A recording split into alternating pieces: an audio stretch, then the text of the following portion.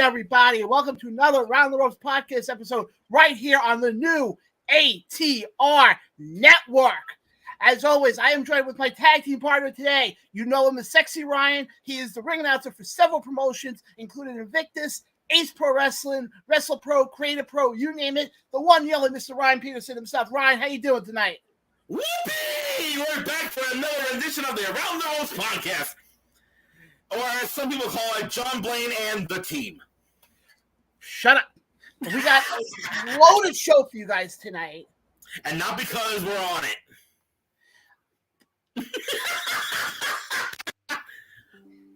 But guys, and time. All right. And guys, like I said, we got a lot to get to tonight. We're going to get you guys ready for a jammed-packed Memorial Day weekend, which includes Night of Champions, Double or Nothing, and Battleground. Oh, yes. At 8:30 tonight, we're going to be joined in a very rare interview. He doesn't do a lot of these. Owner, promoter of SWF, Mr. Rob Fury, will be joining the show to talk about the event coming up this Friday and talk a little bit about his career. Like I said, folks, this is an interview you're not going to want to miss at all. I may have one problem with that, though. What? I may get stumped on a couple of questions. But before we get into this, I was told by one of our, I was actually asked by one of our viewers not too long ago to ask him about the stump. So you know what? I'm going to ask it. Hopefully he doesn't get stumped by. But Ryan, before we get into what we had planned, it was brought to my attention today that today is actually a historical day. When it comes to world of pro wrestling. I think I know what you are referring to. And what would that be? It was on. Oh, excuse me. Allergies, they suck. It was on this day in 1999 where Over the Edge took place, and unfortunately, it was a solid card, but unfortunately, it was remembered because of the horrific accident that caused the life of possibly one of the greatest technical wrestlers in the world, known as Owen Hart. It's weird to think that it's been that many years now. And actually, I have, some of the matches that were on the card, if you don't mind me running through them just briefly. Go right ahead.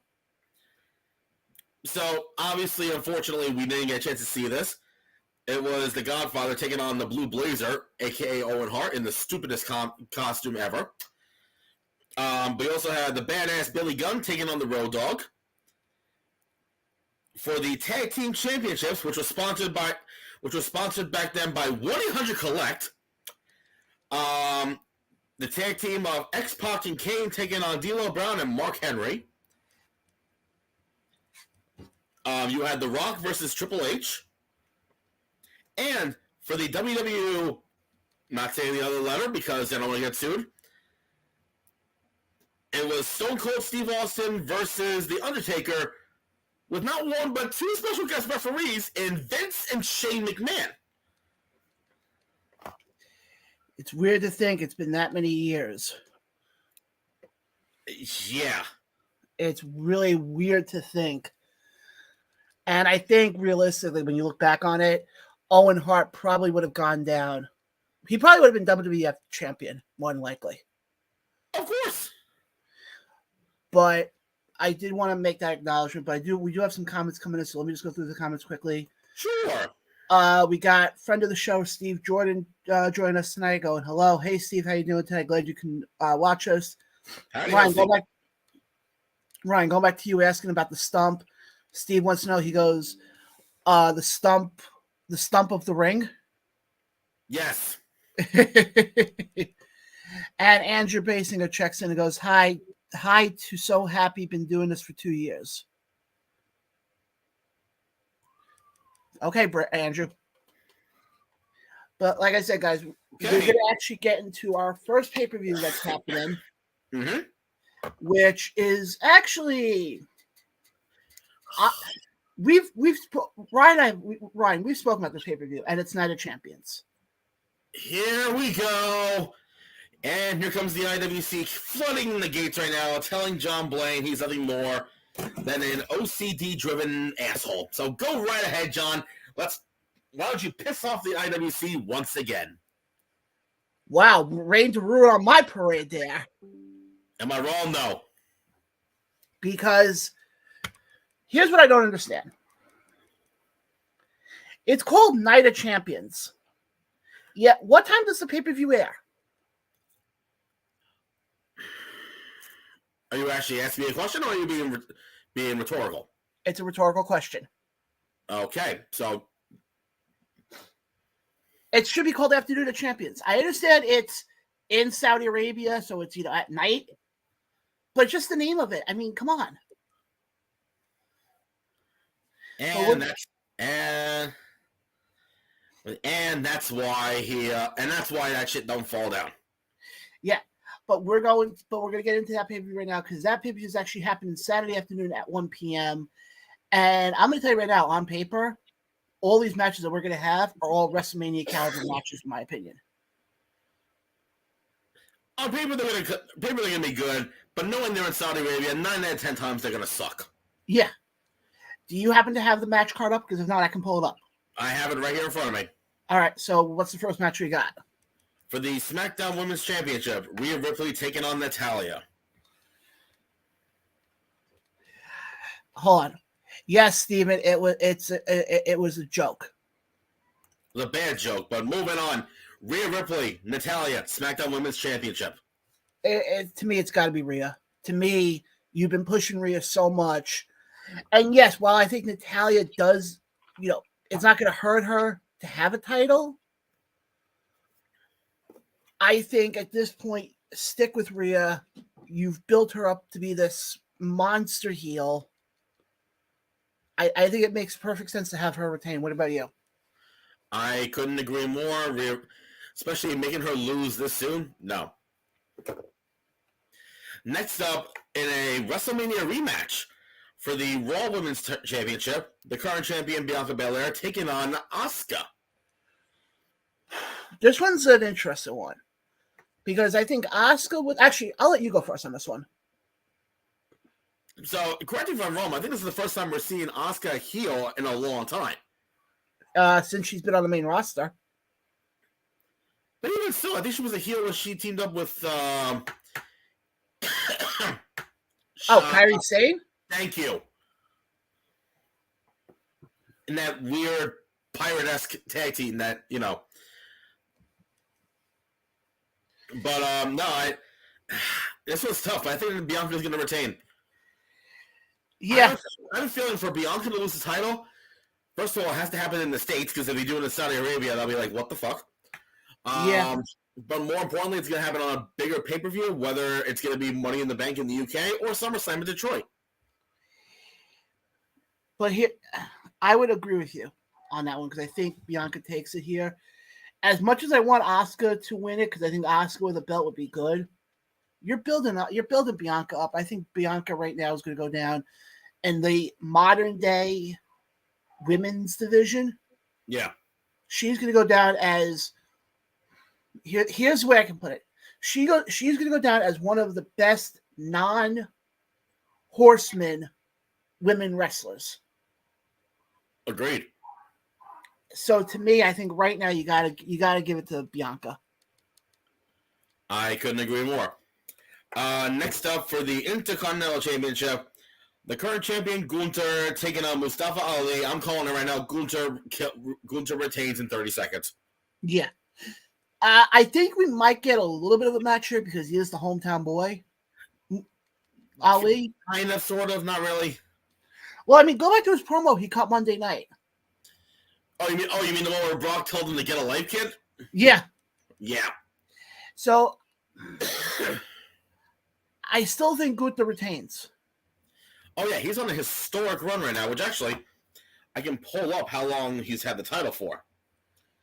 As of today, 348 days.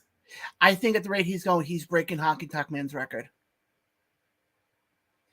I think so, too. And he's been dominant as a champion. Because with him, what makes him a dominant champion is he has the look. Oh, my God, and he has the power. Yeah. I gotta agree. I think Gunther wins. I think if I'm a betting man, I think I take the over under a minute. What's next up in a dream singles match, as WWE Hall of Famer Trish Stratus takes on the man Becky Lynch. Can I just say one thing? What the hell was Becky wearing on her face on Raw last night? I don't know. It looked like she had two hands going like this. I don't know. Must have raided Seth Rollins' closet or something like that. I don't know. Got some more comments coming in from Steve. Let me just go through them quickly. He agrees about Rhea Ripley detained.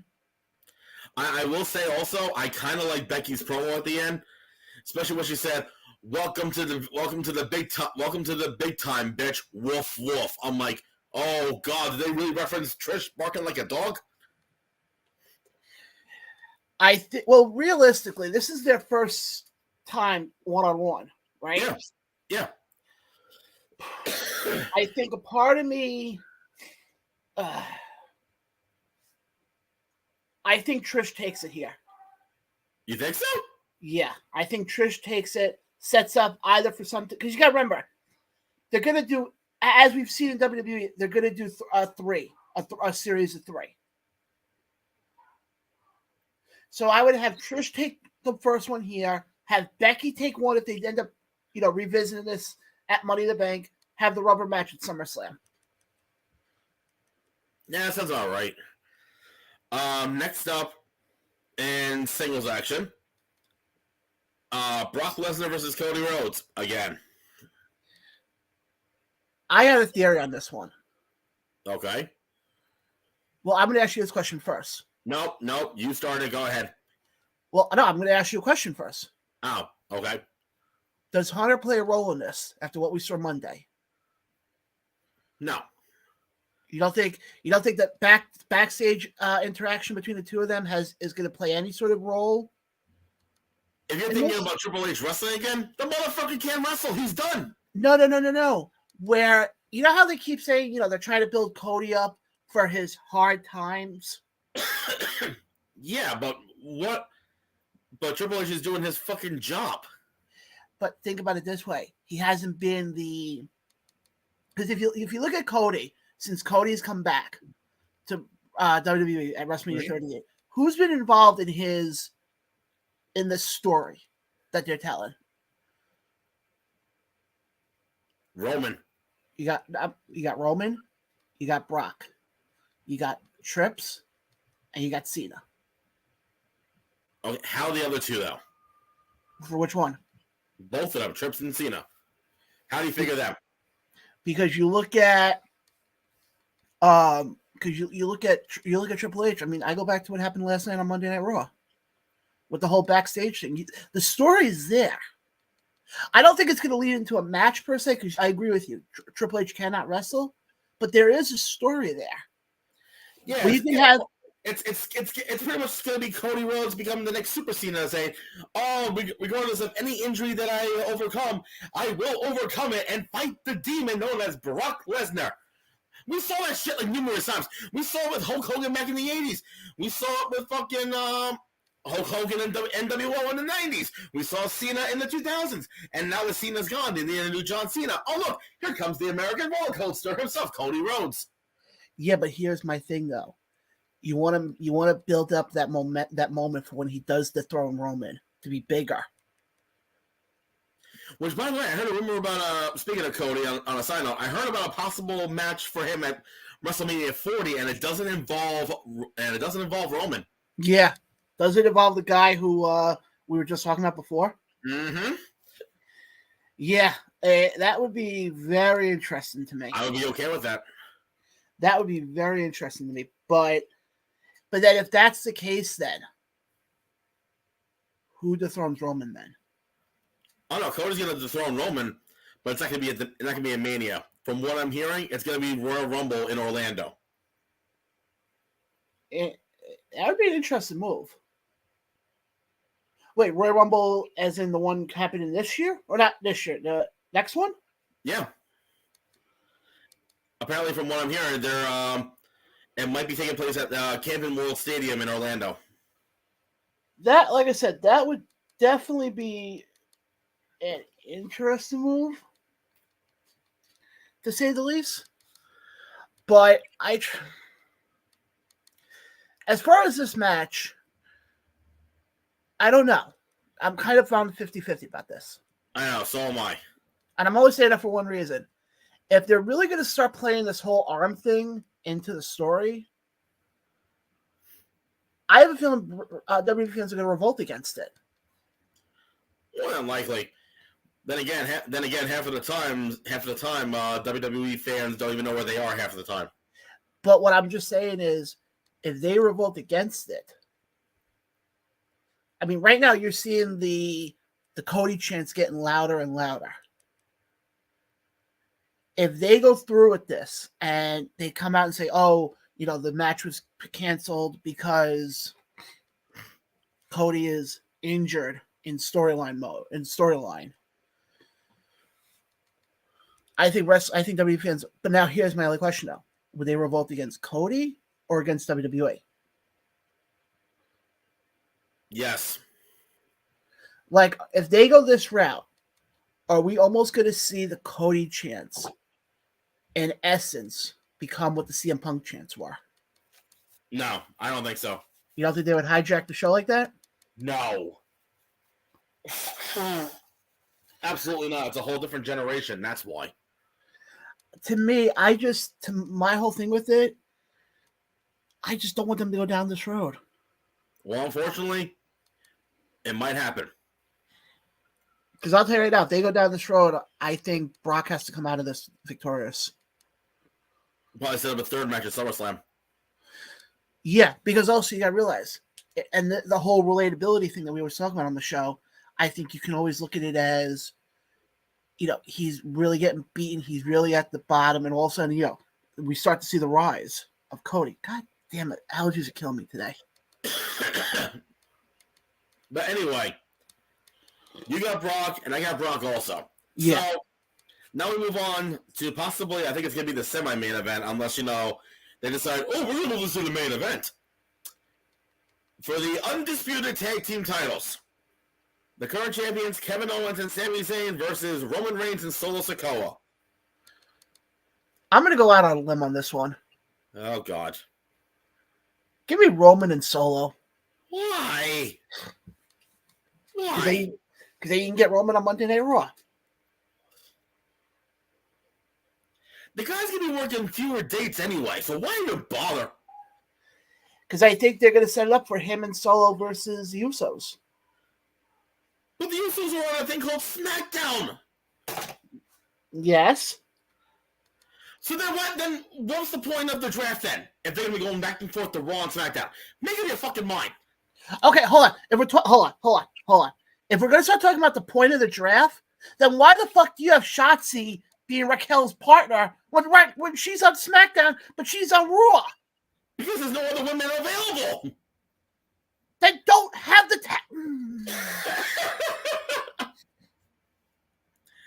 Easy, LaGreca. Easy. No. I don't understand.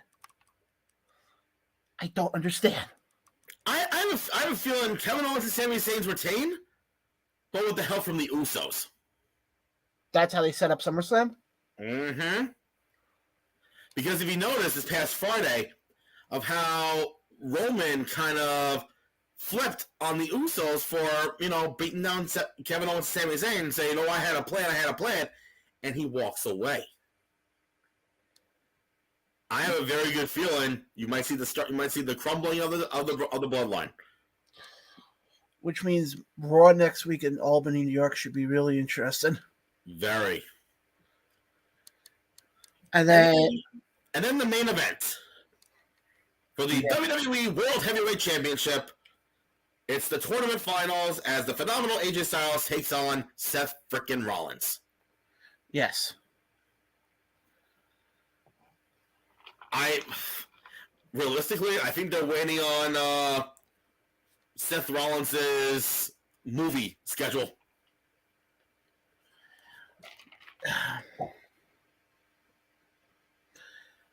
I got a swerve here. Well, What? because everybody's expecting it to be Seth that's going to win the belt. Yeah. Just for the aspect of the swerve, why not have AJ win it? Because AJ will be on SmackDown. As we see, the draft doesn't mean anything. Unless Adam Pearce throws his weight around and throws in someone else last minute to really piss off the fans. Like, oh, here comes Yokozuna. Followed by the Ultimate Warrior. Oh my God! What are they doing in Saudi Arabia? Yeah. I mean, overall, I think this is going to be a very good show. We'll see. On paper, my only thing is that when you look at the match with Seth and AJ, that has to become the precursor of what those matches are going to be like. Yeah. I mean, we've seen them go at it before. The two of them. Yeah, but not when the title's on the line. Yeah. The last time they fought, the title was on the line. Oh, yeah. That was 2019. Yeah, let's go through some more of the comments we got here coming in from Steve today. Sure. Who chimes in here and says, because if I agree, he goes, yep, agree with John on this going back and forth with Becky and Trish. Mm-hmm. And then he said that would be a good twist up. Yeah, that's what I'm saying. Change it up a little bit. Why does it... I'm getting passionate about this. Yeah, because you're not looking at the big picture. I understand. Look at the big picture. I am aware of that. The big picture is, have you seen the fan base of WWE? But why do we always have to be predictable? Have you seen the age range of the WWE fans? Yes, I have. I have eyes. Again, have you seen the age range? Yeah, but again, what I'm failing to... The age range is no less than 5. Okay, but what I'm failing to understand is, why do we have to be predictable? Because again, I'm going to say this again. I always say it because he keeps going in one year, out the other. Sounds familiar, right? Have you seen the age range demographic of the WWE universe? What? I don't know. I'm trying to do sign language here just to get your attention. Hold on. We got another comment coming from Stevenson. The fan base is going kind of down, and it's not going to work out right. Thank you, Steve. Because again, have you seen the age range of the demographic? Where some of them are still in their second to third grades, probably some of them still probably sucking their thumbs or shitting their pants, and they have small attention spans. That describes most adult men. But here's my point, though. I'm going to start throwing something. I'm going to start throwing something here. Why can we not be so fucking predictable? John, are you fucking listening to me? Yes, I am listening to you. Man, shut up. Man, shut up. I'm going to say this again. You know, I'm comparing apples and oranges. AEW, the fan base is actually adults.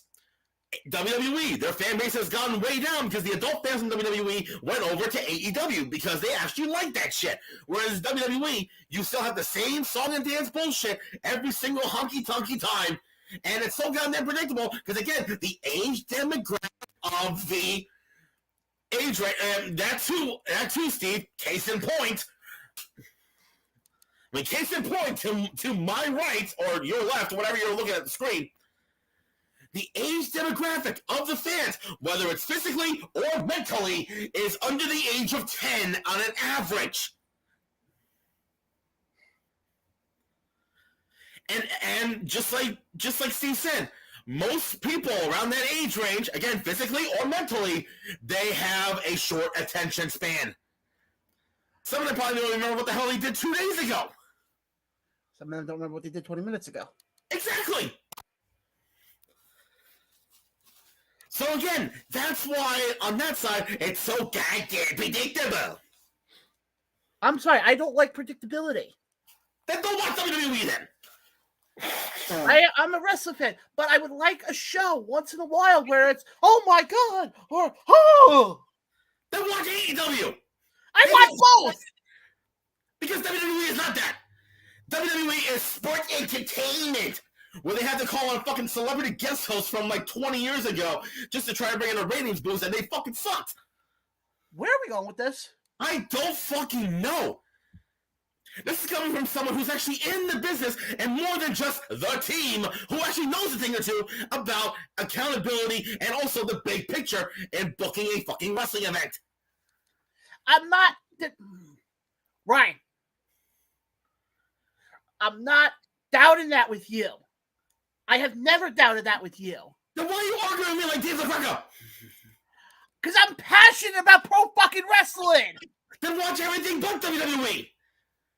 Hell, in NXT you can be that passionate about on the main roster? Hell no! Because 95% of the people that go through NXT are sitting in catering, eating delicious buffalo cauliflower, waiting to figure out if they're going to end up on main event or do a backstage segment and then get cut.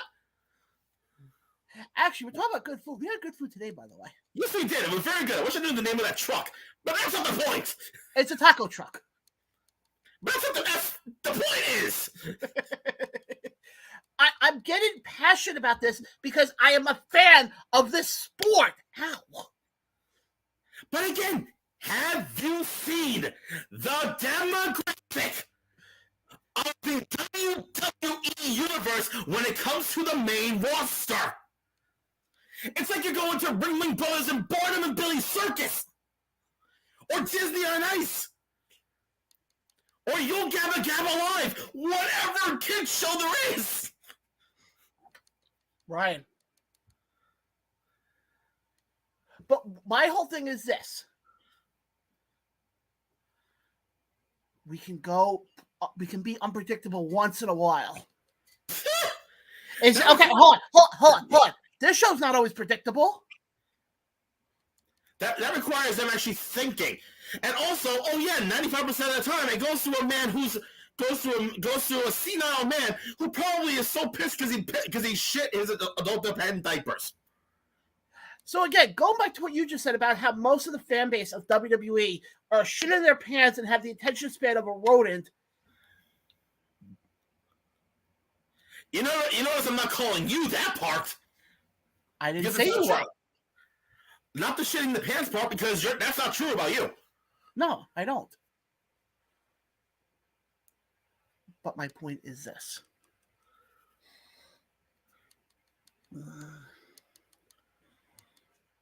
Today, Junior.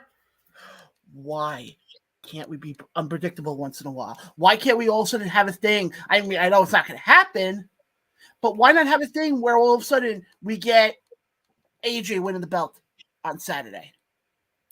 Because. Oh, Jesus H. Mother Mary Joseph. Oh, wait, no, I know why. Because Saudi Arabia. And I went to college. What are you trying to say? I'm smart. Community college doesn't count. Actually, I went to something bigger than community college. What, state college? Actually, yeah. My point exactly. We got a comment coming in here from our buddy Steve, who chimed in here and goes, AEW is a new sprite. WWE is really falling apart at the seams as there's too much going on and AEW is fresh. Thank you, Steve. I'm not disagreeing. Oh my God. I'm going to start throwing something. Oh, good. There's tissues here. What the fuck? No, I've been having a runny nose last hour, so tissues. Oh, maybe that's why you're all cranky. I'm not. Oh my fucking God. I'm not cranky. I'm just passionate about this sport. We were talking about the wrong company. Well, we'll talk about them afterwards because they have another event. Actually, I was gonna say, speaking of WWE, let's go into the AEW version of WWE known as NXT. You want to go into Battleground now? Fuck it, I have the whole card in front of me. Let's go. All right, so and it's only 5 matches, thank God. And this card looks stacked. And It's not too predictable. No, which I like. Again, NXT is more AEW-esque. So, first things first. For the NXT North American Championship, in a triple threat match, the current champion Wesley taking on Tyler Bate and Joe Gacy. I think Wesley retains. I think Wesley retains, but Tyler Bate turns heel. And I think this is the last we see of Joe Gacy at NXT. I think so, too. Next up, for the NXT Heritage Cup, which might actually be one of the show stealers, in my opinion, the current holder of the cup, Noam Dar, taking on Dragon Lee. This is gonna be a. Oof. Yeah. I think Dragon Lee gets the win here.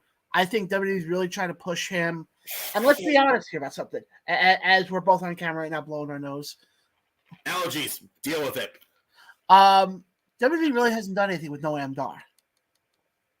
No, because I think what happened with him was he was living in the UK and he had to get like clearance or whatnot. Yeah, so I think with the whole thing out, I think they give it to Dragon Lee. Also, to be honest, I completely forgot he was the holder of the Heritage Cup. I forgot there was a Heritage Cup. So did I. Next up, it's the finals of the NXT Women's Tag Team Title Tournament, which I will pull up the semifinal card for tonight, actually. Today is the 23rd, so I'll make sure. Okay. In one semifinal matchup, you have Tiffany Stratton taking on Roxanne Perez, and in the other one, you have Laya Valkyria versus Cora Jade. Honestly, from what I'm seeing, I kind of have them seeing going the path of Roxanne and Cora. Possibly. I would have to think that's the way they're going because I don't think that what's her name, Lyra Valkyria. But then again, Tiffany Stratton could go on. I think honestly, to me, I don't think they're gonna give it to Roxanne Perez because I think she's getting called up to the main roster pretty soon. I think the same thing with Cora Jade too. I think you give it to Roxanne now. See, this isn't predictable. No. Hear me out on this one. Give it to Roxanne now. Let her run with the belt till SummerSlam. Drop it to Tiffany at the whatever NXT event is at SummerSlam. Have Cora be called up the next night on main roster. I can do you one better. Okay. Survivor Series. They always do one around that weekend. Because I don't think they're doing one on SummerSlam weekend. I didn't think they were doing one on Sunday either. Look at where we are. That's because you know why? They're trying to compete with AEW, which is on the same fucking time too. And how well did that do for them last time? Yes.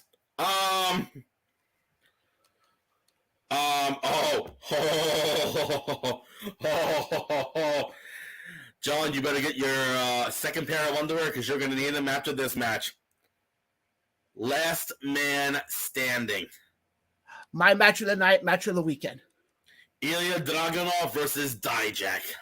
My prediction for that, the winner is the fans. Yes. See, we agree. Oh, fuck, I almost dropped my phone. Hey, for that one, oof. I'm thinking more Ilya for the upset.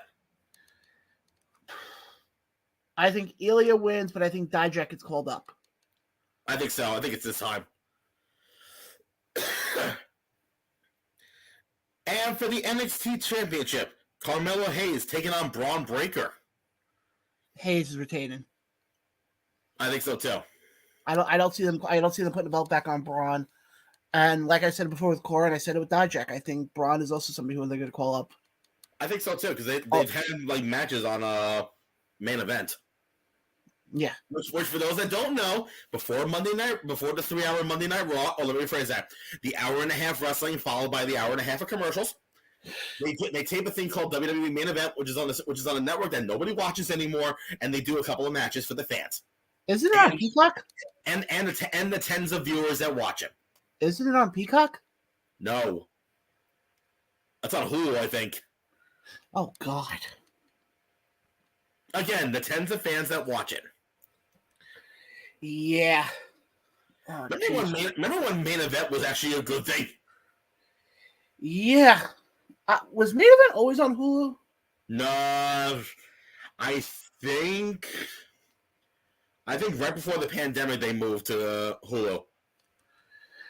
Yeah, Because as a New Yorker, remember they used to be on Ion? Oh God. Yeah, remember that shit? Channel 3. Uh-huh. Is Ion TV even still around? I think so. I don't know. Oh yeah. That's the channel I call the NCAS LA channel. Which, by the way, great series. I can't believe that ended. Yeah. But yeah, I always call Ion TV to me was always the NCAS LA or Lord Order SVU channel. Actually, there was another one. Blue Bloods. Oh, yeah, it was mostly Blue Bloods when I started watching it. There was another one, Criminal Minds. Yes. Great show, by the way, Joe. Yes.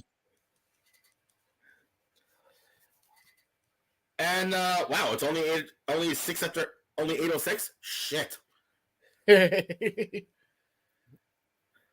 we can do Thanks for tuning in. Time for bed. No, wow. we can do a dance piece. We can do a dance piece. Huh? I kid. I didn't even hear what you said. We could do a dance. I can barely move. Why? Work wasn't too bad today.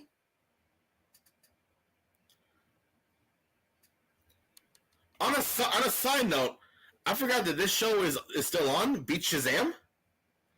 Oh God, that show's still on. Yeah, guess who's hosting it now? Oh, Nick Cannon.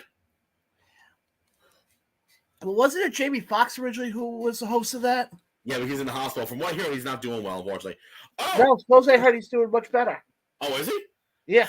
Actually, we got a little bit of time before our lovely guest shows up. Yes, we do. There's a couple. I think one or two events that I kind of want to briefly talk about. Okay. I just have to pull them up quickly before I get stumped. Okay. And folks, while he's looking that up, if you are a fan of coffee, oh yes, I highly recommend giving this coffee a shot. It's much and crack. It is the Around the Ropes podcast, as you can tell by the lovely logo. Sponsor provided by Motor Oil Coffee, based in Schenectady, New York. And folks, it's good shit. Yes. Yes, you see, even Steve agrees on that.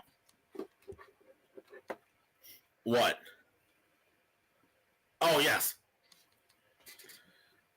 Oh, so, and on a side note, sorry, going back to Beat Shazam for a hot second. You know how it was Jamie Foxx's daughter that was the DJ? Yeah. Not anymore. Who is it? Kelly Osbourne. Oh, God. Shut I want to talk briefly about New Japan's strong resurgence. Yes. Because I'm looking at the match card right now. First of all, according to Cage Match, great site by the way, the event got an 8.19 total rating. That's a good rating. Well, let me tell you the matches. First, they had a buy-in. Shocking. This one was in singles action. The DKC, known as Dylan Kyle Cox, taking on Bateman, and he was victorious over Tyler Bateman. And then you had Alex Coughlin defeating Christopher Daniels. Okay. Now you get onto the main card. In tag team action, you have the team of Virus and El Barbaro Cavernario defeating TMDK, which is Bad Dude Tito and Zack Sabre Jr. Oh, God. That sounds like a good... The first semifinal matchup for the New Japan Strong Women's Championship Tournament. Mercedes Moné defeated Stephanie Vacour,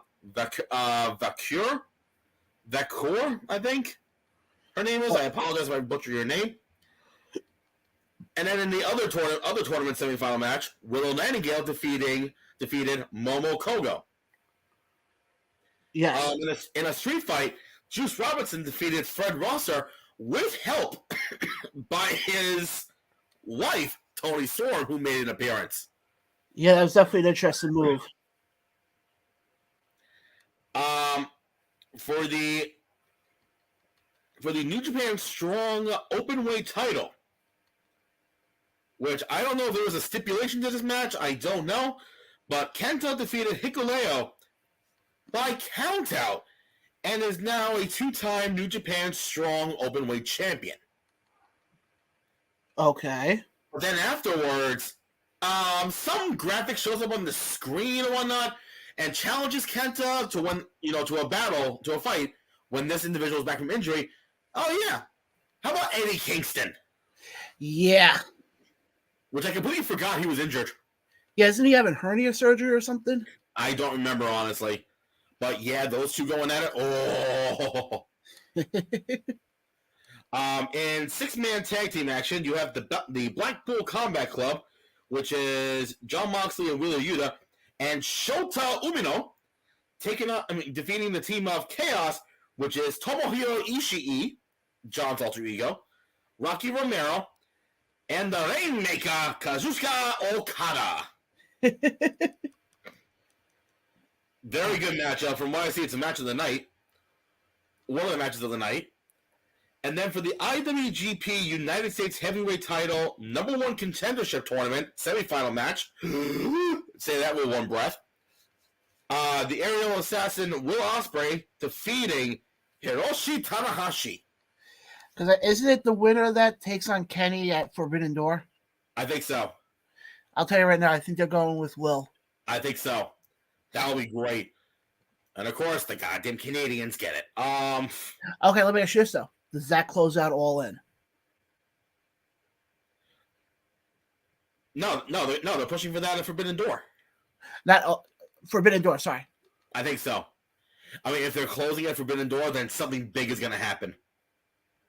Because you don't put a match to that caliber or have Kenny go over, and that's it.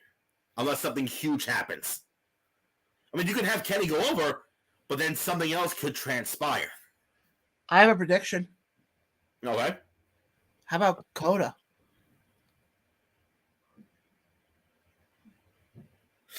I don't know, because his relationship with New Japan is not good. Not for New Japan. What, for All In? No, for Forbidden Door, for AEW. It's still a New Japan joint show, though, and I don't think that'll be good. Yeah. I don't know. Maybe for All In. Okay, what about All In then? That can be more predictable. And then you get the reunion of the Golden Lovers. And then in the main event, it was the finals of the New Japan Strong Women's Championship Tournament, as my favorite female wrestler, Willow Nightingale, defeating Mercedes Moné to become the inaugural New Japan Strong Women's Champion. I'm very happy for her. So am I. I remember Willow when she first started training.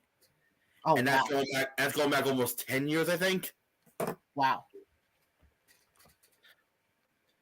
Yeah, almost 10 years. Oof. And you want to laugh? You want to know who trained her? Who? Two individuals you know very well. Who? How about Bull James and Mike Mondo? Oh, wow. Mike Mondo, former guest of the show. Yep. We have not had bowling yet. Maybe at some point we will. Who knows? But yeah. But I will say, I think New Japan right now is doing pretty well. Yeah. Yeah, they definitely are. I will definitely give them that. And also, oh yeah, you know what's happening next week for New Japan? What? Dominion. Really? On June 4th. Okay. And I have 5 of the matches. Okay, what are the matches? So, for the #1 contendership for the United States Heavyweight title, it's Will Ospreay versus Lance Archer. For the New Japan World Television Championship, Zack Sabre Jr. taking on Jeff Cobb. Oof. For the now vacant IWGP tag team championships because what happened was, excuse me, Kyle Fletcher showed up on Resurgence on Sunday night, and unfortunately stated that his partner Mark Davis suffered an injury, and Aussie Open was relinquishing both the IWGP tag titles and the New Japan Strong tag team titles. Yes, I did hear that. And I think I heard this one is for both titles, but according to the site, it's only one for the belt, so I don't know. But it's Hiroki Goto and Yoshihashi, aka Bishamon, taking on the team of Yujiro Takahashi and Evil, aka the House of Torture. Interesting. For the Never Openweight Championship, this one's going to be a fucking grudge match. The current champion, David Finlay, taking on El Phantasmo. God, that could be a bloodbath. And then for the IWGP World Heavyweight title, the current champion, who I completely forgot was the champion, Sanada. Okay. Taking on Yota Tsuji. God bless you. Thank you. No, who did you say? Yota Tsuji. Suji. Sushi or Suji? Suji. Tsuji. Oh. Sorry if I butchered your last name. Yeah, that's taking place on June 4th. And then we have AEW Forbidden Door. And speaking of AEW, we will hear about the location for the first ever Collision. Oh, goody! You mean that's what Saturday shows could become, a Collision? Well, considering according to the reports, the ticket sales are horrible. I think they sold 500 tickets in up in Toronto. For Newark, 3,500. Oh God! And I think for the other ones are averaging around 1,000 to 1,500. I'm sorry. To me, I just think Collision is just gonna. It's gonna suck. Unless they pull some huge fucking strings, it's gonna bomb.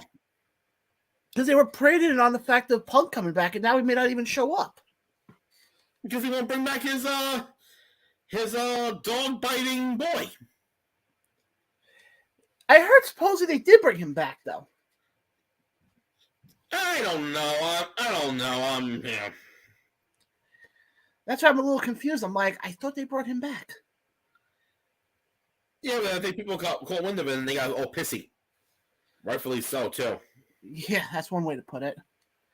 But guys, for everybody who's watching us, appreciate everybody who's watching. We will be joined by Rob Fury in about 15 minutes or so for an exclusive interview. He doesn't do a lot of these. And folks, the other thing I do want to mention, everything is on the table. Oh, believe me, I got questions. Some of the questions Ryan has may stump Rob. Oh, yes. Oh. A little bit of spoiler from NXT. Okay. Cora Jade lost. Who'd she lose to? Lyra Valkyrie. Really? Yeah. Okay.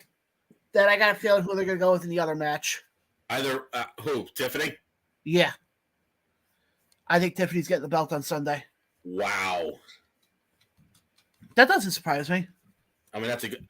Again, it's not predictable. Which I don't understand why they can't do that on the main roster. Because. I'm sorry, it's stupid. Actually, no, I can tell you why. Because the main roster... because the main roster, the people who write the shows, write the same shows for a little thing called soap operas. I'm sorry. To me, you can be unpredictable at NXT. And NXT is your fucking minor league system. You're right. But yet, they come to the main roster and we have to be predictable. Why? You have to impress the sponsors. That you have to please the sponsors, or else no money comes in. I'm actually going to behave. It's a I'm not going to business start scam. throwing things. I'm not going to start throwing things. Jesus Christ. Here we go again. God. Okay, good. There we go. Okay. But guys, like I said, hope you guys are watching or enjoying the show tonight. I'm sorry with the way I sound, but allergies are killing me. Yeah, especially with Mother Nature being I don't know the right word to say. Out of her mind? Yes. Cuckoo for Cocoa Puffs? That's everyone in our office. Huh? That's everyone in our office right now. No, I don't know what you're referring to. At least they gave us our off early. Yeah. And they also gave us a flag with a pointy thing at the end. That's why somebody's lost an eyeball yet. And basically a surrender flag. We surrender in the name of France.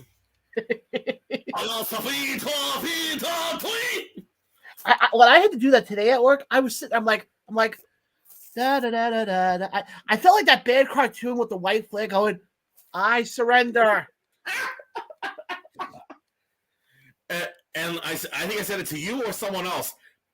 Want to borrow my flag and pretend you're landing a plane? Actually, or do the flags go YMCA or something like that? I don't know. Oh, can we break that out at work this week? Friday. Yes. You and I were walking in the office going YMCA.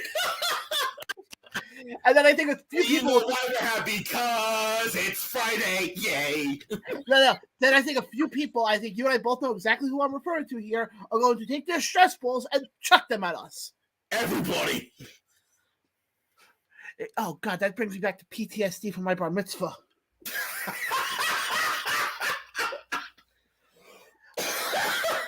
Oh, I never told you the story? Off camera. I can tell you the story out here. I don't care. All right, fine. Welcome to. Can we? Hold on. Can we introduce a new segment now? Go ahead. Ladies and gentlemen, boys and girls. This was jokingly, said. This jokingly was talking to us for what? A few months? Yeah. He blatantly said it. I think it was last week. Yeah. And now we're bringing it into a thing. Graphics to come and whatnot. Ladies and gentlemen, this is the first ever story time with Shmooly. Yes, so my bar mitzvah was when I was 13. So I don't know, do the math of how many years ago that was. Part of the tradition at a bar mitzvah is you get candy thrown at you. I do my bar mitzvah, I do my prayer thing, and I look up and I see everybody's going like this, like they're about to throw a baseball. And I actually had to duck because I was afraid people were going to want to hit me in the head. Lo and behold, my younger brother, who's standing in the back of the room, who has a freaking arm like Aaron Judge of the Yankees, chucks a piece of candy and knocks me right in the head.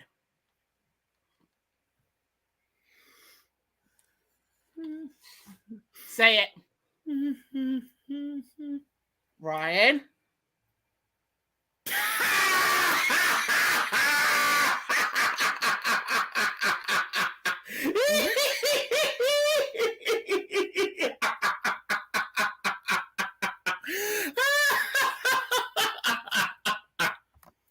Hey guys, what did I miss? You're an ass. What? What did I do? But no, I'm being dead serious.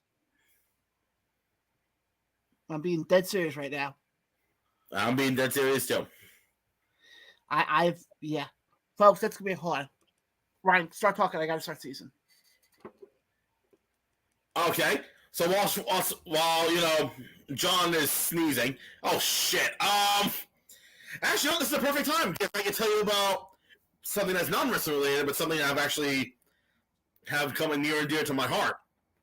So I've been teasing about this for a while, and I decided to pull through with it. I am starting a musical theater podcast. Yes, because obviously you all know me from wrestling and announcing and whatnot. but I have a second love for musical theater because I'm a musician and I loved that stuff growing up before I got my love for wrestling. And I'm going to be starting a podcast called The Curtain Call, where basically I'll be doing like my own personal reviews of shows that I have seen, which is a shitload of them.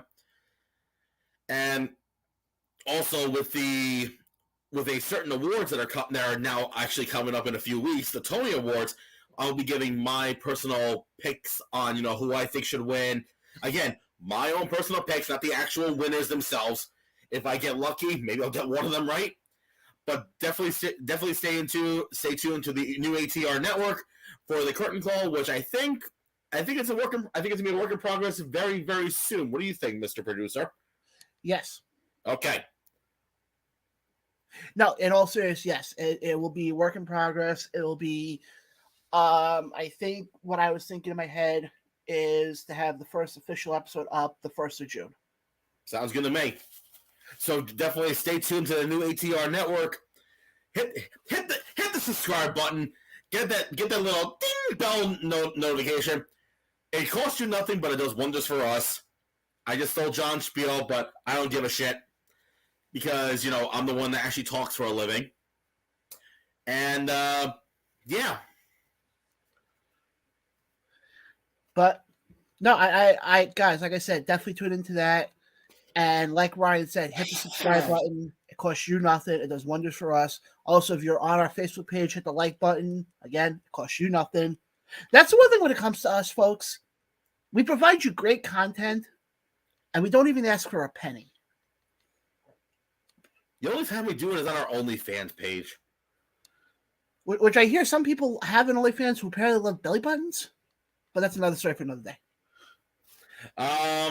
But in all seriousness, though, guys, all the support that has been given to us in the last couple of months has been incredible.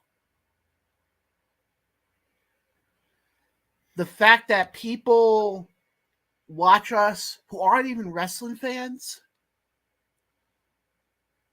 because they find myself and Ryan absolutely hysterical.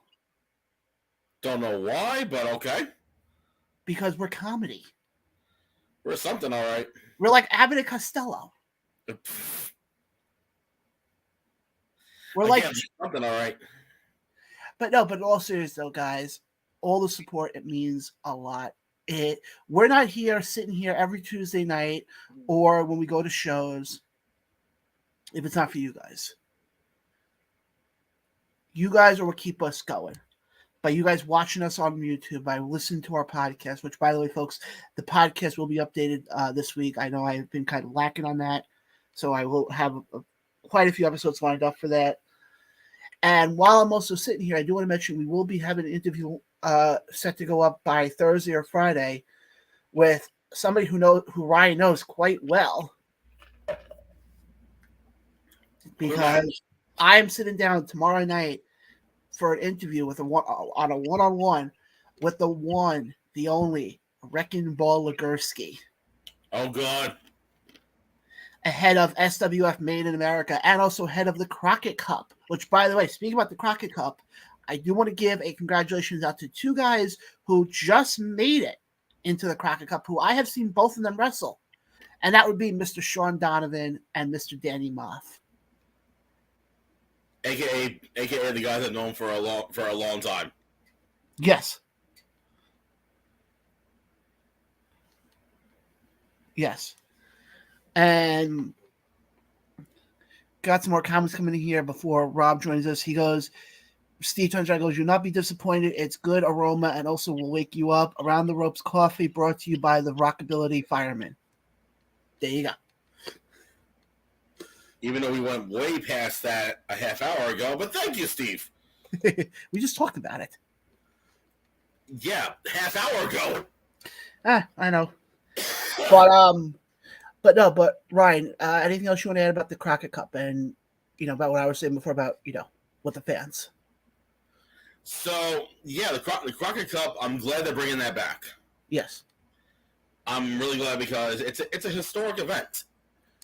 And I think it's taking place the second or the third, or the third and fourth, at the beginning of June. Yeah, 3rd and 4th. On a Sunday and a Monday, which is very odd. Well, also what I like is... Wow, I am losing my fucking mind right now. Well, I think what I also like about it is the fact that you got teams in there who, if you are the team who happens to win it, you're basically cemented in the histories. Oh, absolutely. Because I'm trying to see if I can pull up the bracket. Yep. We got our buddy Jumbo Ref checking us out right now. Hey James, how you doing? Jumbo Man, how you doing, buddy? ¿Cómo estás, mi amigo? But shockingly enough, I actually know some of the teams in it this year because I actually seen some of them wrestle. Pretty much. Where the hell's the bracket? I have not seen. I've seen Donovan and Moth wrestle single stars. I've seen them in tag team action too. I'm going to say this right now. I know they're the 18th seed in the Crockett Cup. I think so. I'm trying to pull up the freaking bracket because I wasn't planning on talking about the Crockett Cup, but here we are. Hold on, Jumbo Man is saying there's a lot of echoing. Probably from me. James, Jumbo Ref, which one are you hearing the echo from? From me or from Ryan? Hold on. I'm trying something else here. Hold on. While he's doing that, folks, like I said, we will definitely... one sec. Okay, Ryan, it's from you. I kind of figured. Let me turn on my mic. How about now? Sometimes StreamYard sucks. Yes. Okay. Yeah, so James, thank you for that, buddy. I appreciate that. So lesson learned, John, don't go to 30. Very funny. But as we wait right now for our guest to join us.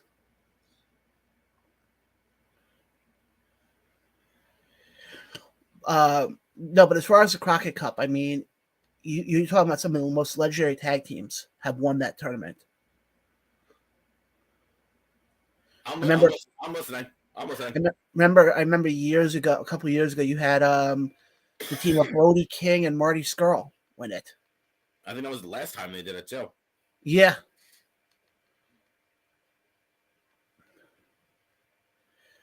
But no, I mean, crap. I know the Briscoes have won it in the past. This is what I'm looking for. I'm sorry, okay. I found the graphic I was looking for and the rankings. Okay. So I'm going to start with number 23. Go right ahead. So the 23rd ranked team, the team of Magic Jake Dumas and Brian Brock with CJ. And number 22, the Heat Seekers, Matt Sigmund and Elliot Russell. Number 21, I swear to God, Yabo the Clown and Rufo the Clown. Number 20, Terrence and Terrell Hughes, TNT. Yeah, isn't that Devon's kids? I think so. Number 19, the Spectaculars, Brady Pierce and Rush Freeman with Rolando Freeman. Mm-hmm. Number 18, The Now, Vic Delicious and Hale Collins. Who are also your current ISPW Tag Team Champions. Number 17, Sent to Slaughter, Danny Moffat, Sean Donovan. Number 16, Fodder and Flip Gordon. I was right about that one. Number 15, Judeas and Max the Impaler with Father James Mitchell. Number 14, Magnum Muscle, Dak Draper and Mims. Number 13, the I don't know if I'm saying this right. SVGS, Jax Dane and Bulletproof Troop with Chris Silvio Esquire. No idea. Number 12, The Fixers, Jay Bradley and Wrecking Ball Legursky. Number 11, Toxin and Ares, or Ares. Number 10, Odinson and Kratos. Okay. Number 9, Scion and Jordan Clearwater with Austin Idol. Number 8, Blunt Force Trauma, Damage and Carnage with Aaron Stevens. Number 7, the NWA United States Tag Team Champions, the Country Gentlemen, which is Anthony Andrews and AJ Kazana. Okay. Number 6, you have the Mortons, which is Ricky and Kerry. Number 5, Tom Latimer and Chris Adonis, a.k.a. A Cut Above. Number 4, Octagon Jr. and Mistazes Jr. from AAA. Okay. Number 3, Trevor Murdoch and Mike Knox. Number 2, I don't know how they're going to pull this one off. The NWA World's Heavyweight Champion Tyrus and Chris Adonis. And the number 1 ranked seed in the entire tournament are the current NWA Tag Team Champions, La Rebellion. And I happened to just pull up the tournament window because I thought the NWA has done this a lot. This is only going to be their 1, 2, 3, their 6th time doing the Crockett Cup. Really? They did it in 86, 87, 88, 2019, 2022, and this year. Wow. Here's the names of who's won it. This is what I was saying before. If you win this, you're going to get put into the echelon of champions. In 86, you had the Road Warriors. In 87, you had the Superpowers, the team of Nikita Koloff and Dusty Rhodes. In 88, you had Sting and Lex Luger. In 2019, you had Villain Enterprises, which was the team of Brody King and Marty. PCO. Sorry, PCO, not Marty Skrull. Yeah, it was PCO. And in 2022, you had them boys, the Briscoes. Oof. So just think about that. Not even talking about the Briscoes, and actually you can include the Briscoes in there, but you're talking about the Road Warriors. You're talking about the Superpowers. You're talking about Villain Enterprises. You're talking about some of the most legendary tag teams, not only in NWA, but in all and actually it's kind of funny that we're bringing this up because your first video with us was Top 10 Greatest Tag Teams. And I think we mentioned some of those teams. I think we did. But to me, I mean, you win that, you get put into a fantastic lineage. Yeah, exactly. That's the only way you can put it. And folks, I know we're still waiting for our guest to join us. He will be here in a couple minutes. He was having some computer issues. So just bear with us for a couple minutes as our guest, SWF owner and promoter Rob Fury, will be on with us to talk about American Made happening this Friday at Ridgefield Park, 106 Bergen Avenue. You can if you want to buy your pre-sale tickets, they are available up until Thursday at midnight. Oh, but I think tickets will be on sale. I think tickets will be on sale at the door. And from what I saw in the video promoting the event, nobody will get turned away.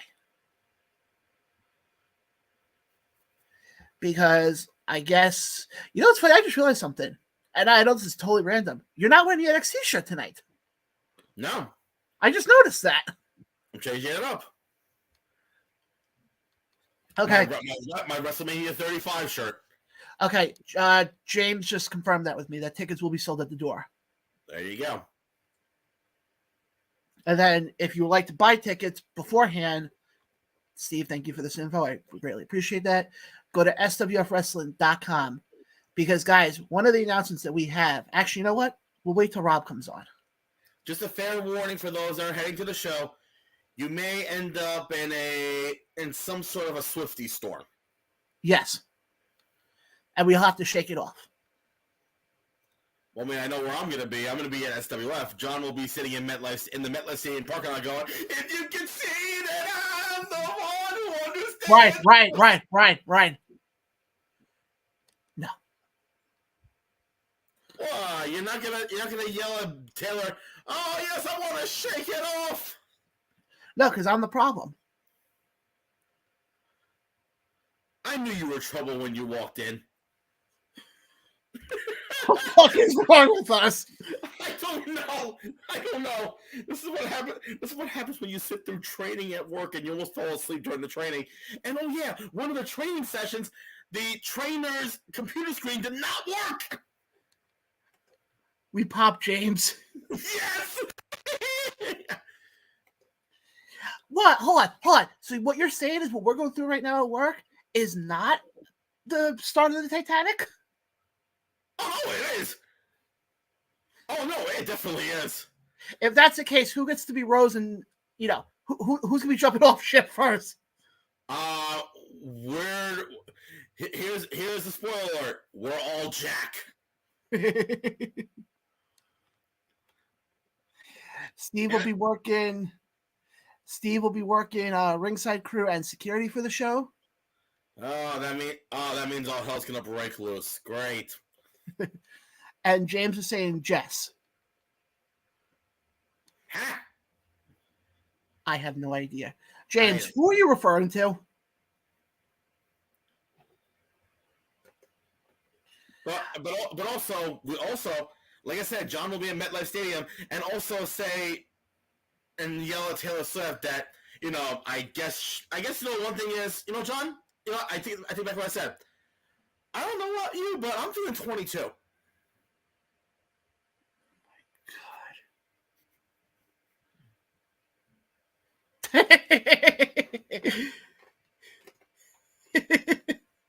I'm not saying nothing, Ryan. Yeah, of course you're not.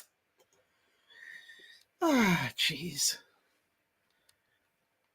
See, and you know why I'm feeling 22?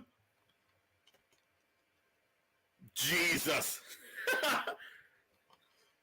Yes, folks, on the Round the Ropes podcast, we are using Taylor Swift references this week. If you tune in next week, she's going to be in town and we're helping them promote the fucking show. Hold on. And if you tune in next week, we're going to have references to George Michael. Because you got to have faith. Wow. Yeah, but here's the thing, though. Do we turn back time? Shh. That's nothing but a careless whisper. Like, what the fuck is wrong with us? Yes. See, John, look what you made me do. That's a Taylor Swift reference, by the way.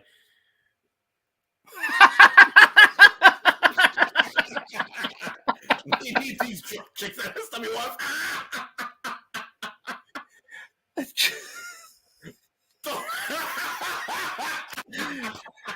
Only on the Around the Ropes podcast, folks. And that is why we are never, ever, ever getting back together. All right. Oh, jeez.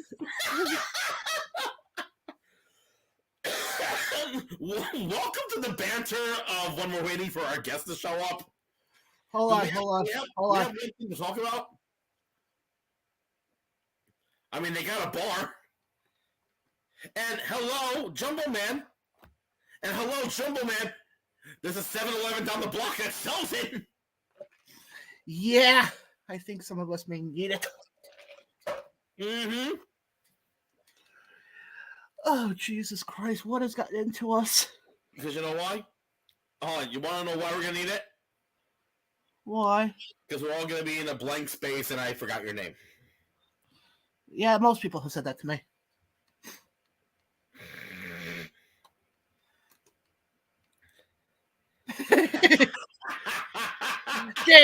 Jumbo Man, you're gonna love it that will be there. I guess, guys, it's one of the first things. We're actually gonna be at the show on Friday.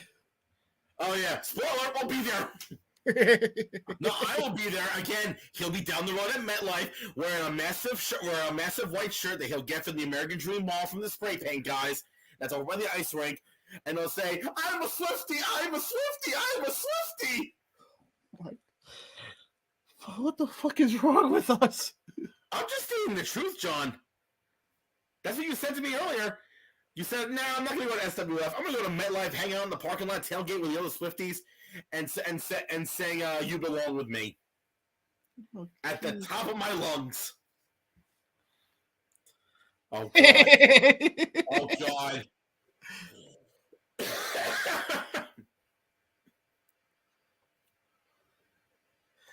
Guys, as long as we're making you laugh tonight. If you throw it out my window, I'm going to throw you off the bridge. I'm just kidding. I won't do that to you. Not the GW bridge, but the bridge that connects Richfield Park and Hackensack, which is right by the Mecca. Guys, what we're doing is trying to give you guys some laughter tonight. With all the shit that's going on in the world, we need it. Because granted, we have one other thing we want to talk about, but we're not going to get into it because we want to wait till our guest is, gone. And that is AEW. And that's another popular pay-per-view that's happening on Sunday. And yes, pay-per-view, not premium live event. And Double or Nothing. Yeah. Which, by the way, for the listeners out there that live in Vegas, they have a deal going on. 4 for $40. So, Ryan, here's what we're going to do. We're going to go from the SWF. We're going to get on a plane. Fly out to Vegas. We're going straight to Newark and going to fucking Vegas at this point. We'll find 2 other people to get tickets. No. Actually, no. Here's the thing. We will find 2 people, but we'll charge them. Inflation fee of $80 a pop. Jesus Christ. Actually, it's funny. I'll go into a little bit of.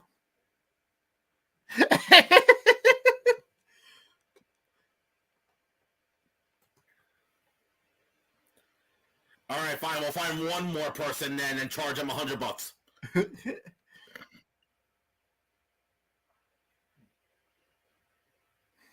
Steve, Double or Nothing is on Sunday, not Saturday. Well, Ryan, here's the issue. We're going to have so much fun Friday at SWF Made in America that Steve's going to need Saturday and Sunday to recover. True. Let's call a spade here. While we have some time to kill, let me talk about the last show I was at the Mecca. Sure. NFW. Yep. Fantastic show. I give Cody a lot of credit for what he does. It was a very, very good show. My match of the night, or afternoon, because it was an afternoon show, was Brandon Kirk versus Alice Taylor. And it wasn't because of the match itself. Well, the match itself was great, don't get me wrong. The banter between the 2 of them. Because all of a sudden, actually, we are now being joined by our guest. Oh, is he here? He is here. Hey, all right, fantastic. Ryan, would you like to do the introduction? Why, certainly. I gotta clear up my vocal cords. Anyway, ladies and gentlemen, boys and girls, children of all ages, including John, at this time, it is my distinct honor and privilege to welcome to the Around the Rose podcast an individual who very rarely does interviews, but decided to somehow join us. I don't know why. I'm kidding. I know why he does it. He is the owner and operator of a little company in Jersey called SWF. And that, ladies and gentlemen, is the unbreakable Rob Fury. Wow, dude, I was getting pumped up. Hear that, man. Jeez. Rob, it's me. What do you expect? I miss you, man. We haven't had you on a live mic at an SWF show in too long, so we need to change that. Seriously. Well, considering we're going to be there on Friday, just yeah. I mean, it's definitely become a. I didn't know we were 15 years old till someone said, "Hey, you're just about 15 years old." The other day, and I went, "Man, that's a long time." But it's step like you just said. Like you're there Friday. Like it's become a place where anything can happen. That's what I love about it now. It's so different, Yeah. But Rob, I'm glad to have you on. Oh, it's awesome to be here, man. I'm sorry I was late. I had Wi-Fi issues and everything, But it wouldn't be me if it wasn't late, I guess. So. Oh. Hey, better late than never. That's what I always say. But Rob, before we get into what's happening on Friday, because Friday it's a loaded card, and we're definitely going to want to dive into it. For the people who are watching who may not know who is Rob Fury, first of all, I don't understand how that's possible, but who is Rob Fury? A lot of different things at this stage of my life, but who is Rob Fury? I'm a professional wrestler for going to be 29 years in September of next year. Broke into business in 1996. I think about right with the time, maybe a little bit. Yeah, 96, September 96. I own and operate Superstars Wrestling Federation since 2009. I went through some name changes. But who am I? I am a person that is no different than anybody that buys a ticket to our show that loves this industry and wants to put on a great product for people to enjoy. And actually to watch a great product and sometimes be part of a great product. I'm a little bit of everything these days. Right. So, like you say, you've done, incredible, done a whole slew of events in so many years. I'm going to put you on the spot right now. Has there ever been a single moment that you can name off the top of your head that made you go, wow, I can't believe I pulled this off. This is amazing. I'm really throwing you on the spot right now. There's a few, but I'll be honest. I mean, to just dive into the shoot of it was, I went through about a really, it's well documented, I had this really bad addiction issue with alcohol. So I was gone for about a year and a half, 29, no, a little bit less than that, about a year and a month. And I was going through the slander campaign on the internet from other people. And then it just became, we were just gone. But I never closed the company. I just kind of didn't know what to do. I wasn't in the state where I was able to, I was too concerned about my habits and addictions. So I wasn't in the state to go out and fight the internet. I just shut everything down and said, all right, well, we're not running shows right now. So when I decide to run them, we will. So I think it was after that period of being gone to rebrand the entire company, bring it back in 2020. And then we get hit with a pandemic and still run shows. And we're putting 400 people in a hotel parking lot. That was one of them. I did get all the stuff when it came to building the Jersey Shore.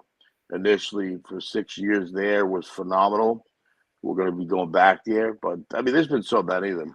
It's just honestly, even when you go into the new town and you just, people had a bad experience with wrestling, and I've made tons of mistakes, but people will just say, I like that, whatever.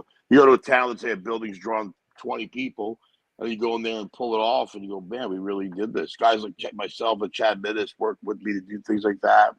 So there's been so many of them. But if I had to name one, I think it was doing the resurgence of the actual company when it was gone and gaining my respect back in the industry, which was really just kind of tarnished for a while.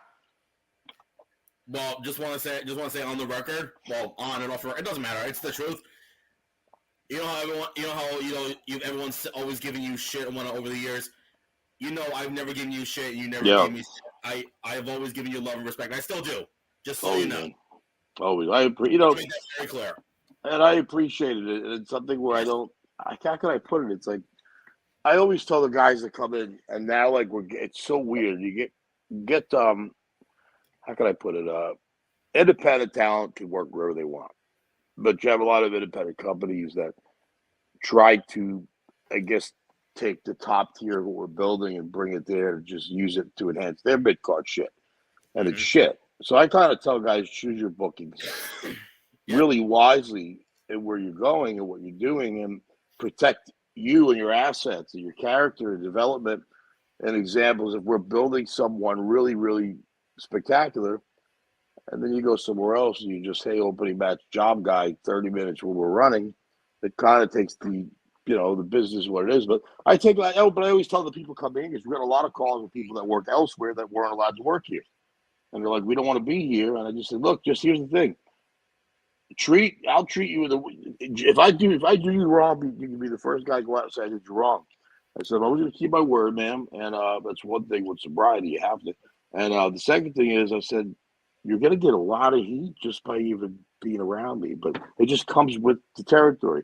And that's one thing that pisses me off, because we've worked really fucking hard, part of my language, for all of these years to go out there and do this. And and sometimes the people still don't, not the people, but you get your wrestling know-it-all inside bullshit like, oh, that company's this that, but they've never run the amount of shows we have. We're approaching our 500th show. There's a lot. So but I appreciate, Ryan, what you just said. That's true, man, 100%. And I always do. Like, half the guys that said all that shit about me work for me now, so it's like, or work with me now. So it's pretty interesting. It's amazing. It's amazing how sometimes karma comes back in full circle. Just remember that. Yeah, yeah. I see those things happening at other places, and when people just try to, I guess, how can I put it? Decisions that just are the best for them, but will hurt someone else, and it kind of does come back and bite people in the ass in their own way. For me, this is a hobby, like this is what I do 24 hours a day, so it doesn't turn off, I mean, yeah, Rob Fury, I don't even know if he turns off anymore, but it's more like, this is all I do, so it's always thinking, planning. Today was marketing and 3 meetings with venues, and we have this huge thing coming up. We're running Monday nights in New Jersey, which is insane to even think of doing, but somebody approached me with it. I'm like, well, yeah, we'll do that. And just getting involved in new things. And it's like my days literally consist of 11 hours of working on the company and putting new stuff out there. So it's really interesting. But to other people that run shows, it's a hobby. They don't care. They go out there and lose $20,000 and they don't give a shit. For us, for me, it's like I want my team to make money. I want everybody to do well, and I want the fans to have a great time. And Rob, I mean, I commend you because I see what you post on social media when you're constantly out there on the grind. So I commend you for that, for constantly, doing this. I feel like you never take time off. That's if there's one, somebody said that to me today, and the dog is going nuts. But it was more like I have a situation where I just found out today. I had an elbow injury from the gym, my right elbow, and then I went and did this death match thing at Mega Slam with Jimmy Controversy, who decided to, I don't know what, for some reason, hit me in the same elbow with a kendo stick. Oof. And then just kind of I guess he miscued a chair shot to the back. So that surgery repaired my back is. I got a fake shoulder as it is, but nailed me right in the elbow. So my elbow blew up to here. They drained 15 things of fluid out. It's somewhere on my Facebook. And they told me today, you need to have this entire thing fixed. And then, and that was something, somebody said it to me today when I was out working. It's, you have to at some point, if you have to have all these things done and fixed, I'm not retiring anytime soon because I feel great out there still. When I'm working, I feel great. I've had a lot of injuries, but I don't really take any time off. So life really consists of working out, getting in, the marketing is nonstop for the company. But that's because that's what was instilled in me when I broke into business. And we didn't have social medias. When I broke in, it was the promoter hand you 200 posters, and you put them everywhere. Well, they weren't like the way they look now, but you put them everywhere, and then that's how you got it. And then if you were wrestling, if you did well enough on the show, you got booked for the next few shows, and then you started making your rounds. But I always thought of it as, I remember being a kid and going to like a pizzeria or something, and I'd see a wrestling poster. That's why I never stopped that old school type marketing, even though the social media is like a whole different world now. But think about it. If you turn on your social media, you have 8,000 companies to choose from running on one night. So it's kind of like, it's great if you're a wrestler, but it's not great if you're promoting shows. You got to. But my biggest competition is with myself. That's the problem I'm going into right now on my end.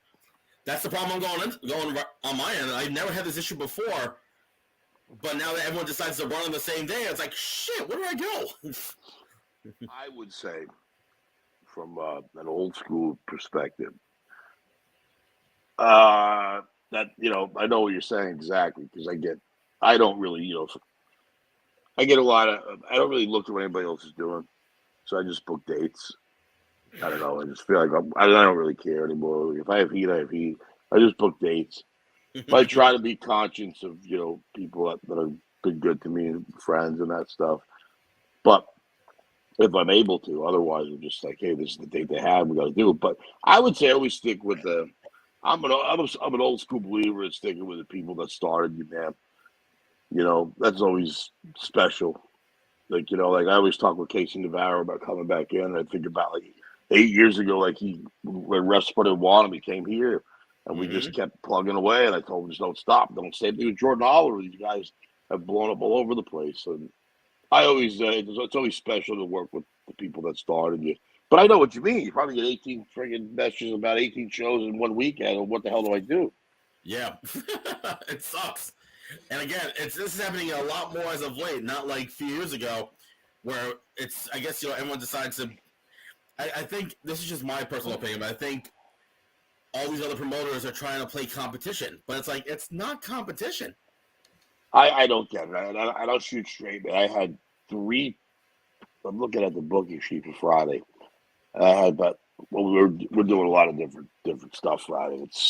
I haven't even said yet, but it's different. You'll see what I mean. But I had 2 or 3 people that are on the show that I have a lot of respect for. They're doing well here, and these guys came in probably 2 years ago when we ran Highline Arena in Aberdeen, New Jersey, and we weren't there this weekend.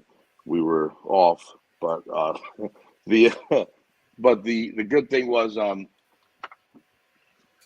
these guys came in to set up chairs and and they're on my. I won't go out and say who was, but it's not hard to figure out. It's not a world champion, but it is someone that is all over the place, and he's holding 2 titles at SWF. So, but he just said, "Hey man, look, there's other people that I'm interested in using me," and I was very honest about it. He's I'm going to talk about it right now, but I am, and I just told him the best advice I can give him: make your money, but just please understand and remember, if you're being groomed to be the guy at a company that's going to run 50 shows a year, just keep that in mind. If you're going to be 30 minutes down the road and not be used to that proper, to the way where you're going to be showcased that level. That's a guy who can show. I mean, this guy came and set up chairs until we had a spot that opened, and it just opened at that arena show we did 2 years ago, and then he just came in, worked he's been on every show since. But It's great when you have the respect of the talent that'll come to you and go, hey, I just want you to know, and what do I do and how should I handle this? But I don't stop anyone from going anywhere.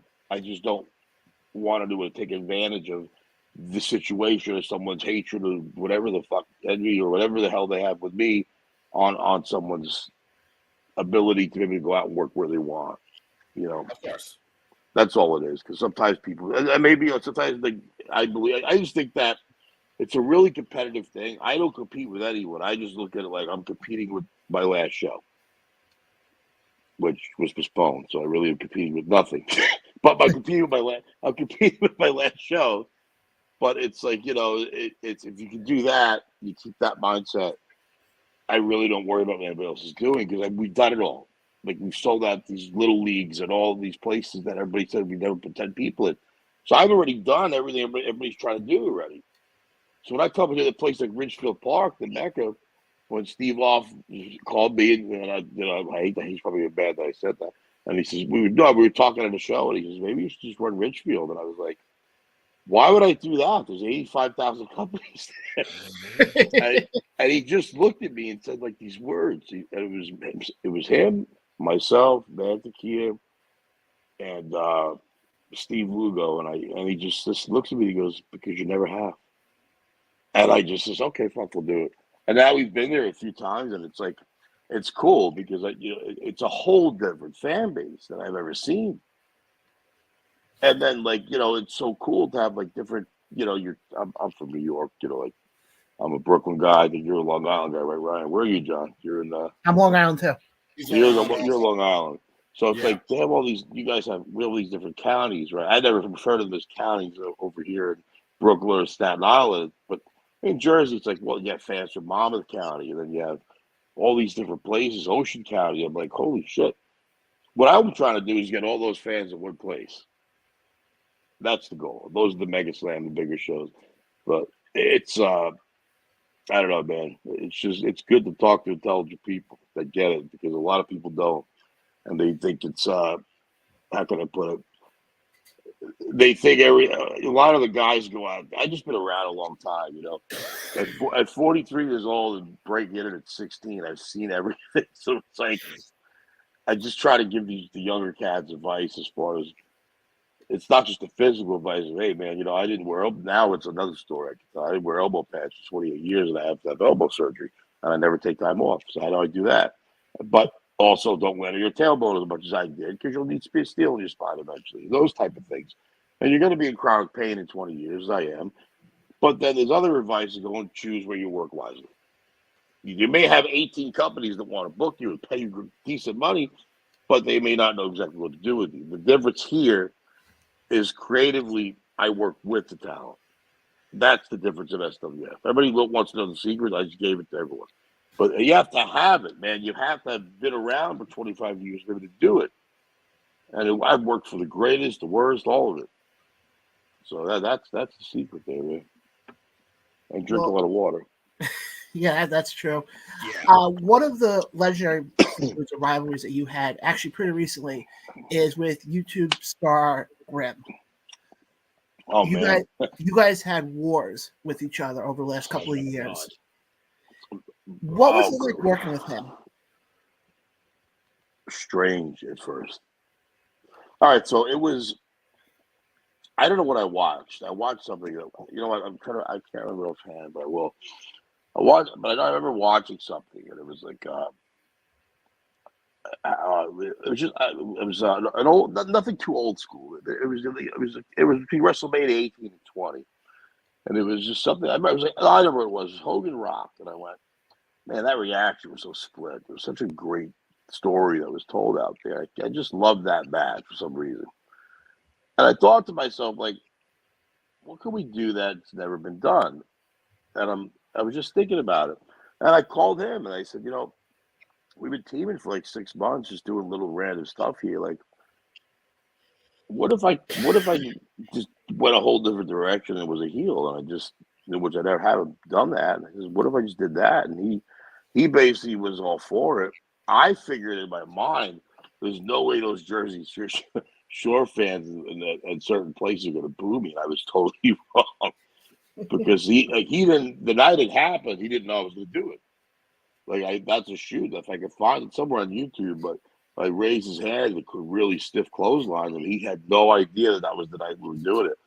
And it just from there became these matches. One of them I went through a friggin' ladder, which was not a sober moment in my life. That's one of them. I just look back and I go, okay, I probably wasn't in the right mind.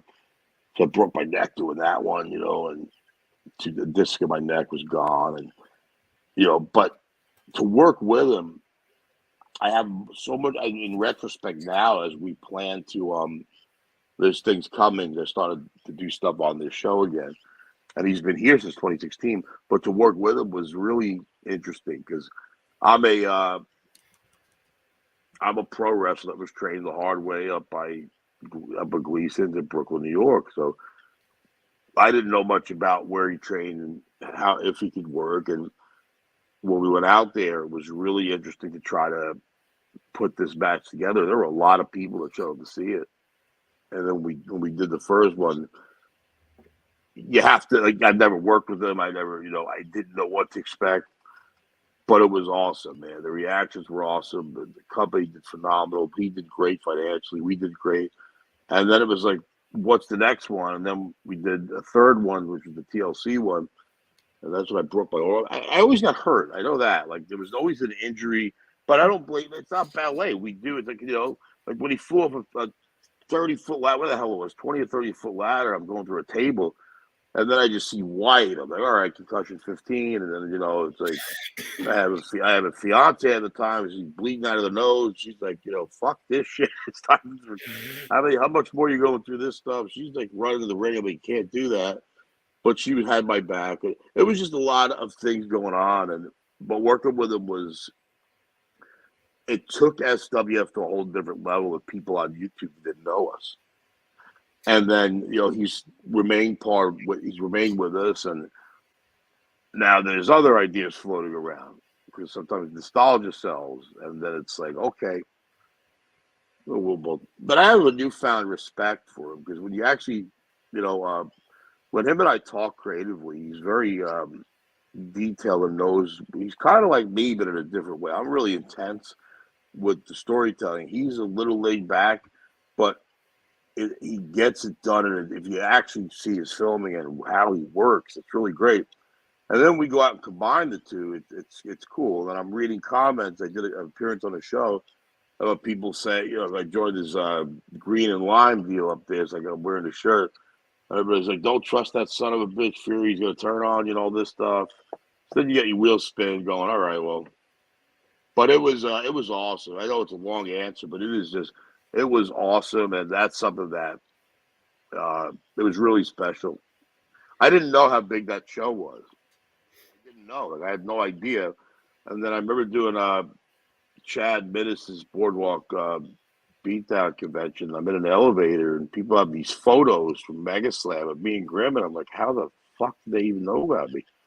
And then that's like, and like one of those matches had like 480,000 views. I'm like, wow, that's insane. Like, I look back at it now, and it's still. He's telling me like it's still that it's viewed. The second one is like 300,000. The third one 372,000. I'm like, holy shit. So he's got a hell of a market, and I'm blessed that we have a great relationship and just keep going with it. And we're probably going to do it again, so I'm expecting to have some kind of surgery after it. But but but it'll be something memorable that we write or come up with. It's a lot of fun to work with. All right. So now I want to change gears a little bit. You were talking about your past with SWF. Let's talk about the future, aka Friday. Live from the Mecca, as SWF presents American Made. Yeah, it's a special show. I mean, it's Memorial Day weekend, and everyone's like, "Don't run the show." I know that's the first thing. Is I hate when people go, "It's impossible." Don't run a show Memorial Day weekend. It's impossible to draw a crowd. Then I'm going to do it. And then it's like, well, whatever we do, we do. Whatever we draw, we draw. It's not about that. But it's special because, we really did put out $4,000 worth of tickets to our armed forces, retired and active through VetTix organization. So it's a legitimate thing. And it's really just that reset after Mega Slam, the show itself. So it's like, we were doing that May 13th and had some issues with the venue. So but this was scheduled to happen, and it happens every year, but we've never done it at the Mecca. I love the Mecca because it's just I don't know, it's grown on me, man. And it's got the 7-Eleven up the street, so it's cool. I love it, man. And I just it's always a great time. The fans are awesome. They treat. I mean, I walked out for the first time. I couldn't talk for 6 minutes. They kept saying thank you to me. I'm like, what the fuck are they thanking me for? I didn't do anything yet. It was really respectful. Like, they treated me with so much respect. The company respects. I'm like, I really love it there. And this show is just, it's different. It's got to have a different feel. There are a lot of surprises on it. There are things that, I don't know, I think people are gonna enjoy. Now, speaking of surprises, and you can chastise me for this, will there be a special appearance by the Stump? Bro, that thing, the funny thing is the Stump. Yes, the Stump. Well, there's multiple Stumps now. That's the best part about this. I have to bring it up because there really was only one, and that was because we needed a piece. I bought a ring from Victory Pro Wrestling. Right. To John, and we were renting this ring like 8 times. There's no issues with it. Just needed a little bit of welding. So we were using the metal piece for it. And one of the guys from Bad Company says, this is like before anyone even knew about it, like one show. Chris Masters worked the show. I remember that. And we're like, I'm like looking at him, like, what the fuck is this? Like, I'm like, where did you find this? And it was the most solid thing. Like, I was great because I was getting attacked on the internet. I loved it because nobody even knew. Like, I have never felt a part of the ring hold up that well from that. And they found this perfect tree stump. Then Steve Off takes a picture of it. So why is it on media? Then Dreamer puts the stump over at the show because it was the show where everything went wrong. Controversy's father's driving the ring truck, crashes into one of the boys' cars. Oh God! We got police there. The ring canvas shows up late, so I got to go out and explain why the show has to start late. Then we can't start any later. It wound up being a fantastic show, and then Dreamer puts the stump over. Then we're attacked. Then Dreamer does a podcast about the stump. And then he does, him and Bully Ray talk about the stump on it, busted open. And condolences on his mom, too. He said, I just talked with him also. Tommy's just a great guy, man. But one of the things is, I just says, dude, like, thank you for all that, man. You didn't have to say any of that in the podcast. Like, he just like, nah, man, I hate the internet hate because it's not even accurate what people are saying. Like, because I had said, look, I don't know what that wasn't even the issue we had that night. It was a stupid X cable that we had to go buy like a $2 piece to fix what was going on with the ropes. So I just said, hey, man, I said, Tom, hey, man, if the show don't happen, I'm still going to pay you. I said, I don't know what's going on right now. He goes, don't worry, it's going to happen. I trust you. And it went fine. But the stump is now. But now here's the best part. I go to Grimm's, man, to film some stuff with him. There's 2 or 3 of those little stumps. Bad Company has 2 stumps. Jimmy Controversy he probably made about 8,000 of them because he's out of his friggin' mind. I don't have any of them. So now I got to figure out where the original one is. Then I go to this is a shoot. I go to Grimm's. I know if you haven't seen it, I'll send it to you. And there is a legitimate man in a stump costume. Yes, I just saw that one. Yes. And I just go, and I don't know about it. If you didn't call me and go, hey, can we use the SWF stump? I'm like, I get there, and I'm like, what? And he's like, well, we could incorporate this. I'm like, how do we do that? He's like, it'll be at the Mecca. I'm like, so we're gonna have the fucking stump at the Mecca. I'm like, the real one or the costume one? So they're probably both gonna be there. It's insanity. I run Bizarro Circus Insanity World. It's insane. But I popped huge. I popped tremendous. Actually, you haven't gotten your tickets yet? Now is the time to get it. Ryan and Rob, before I forget, also just brought up by Jumbo Ref. It also has a Twitter account. Jumbo, what's up, brother?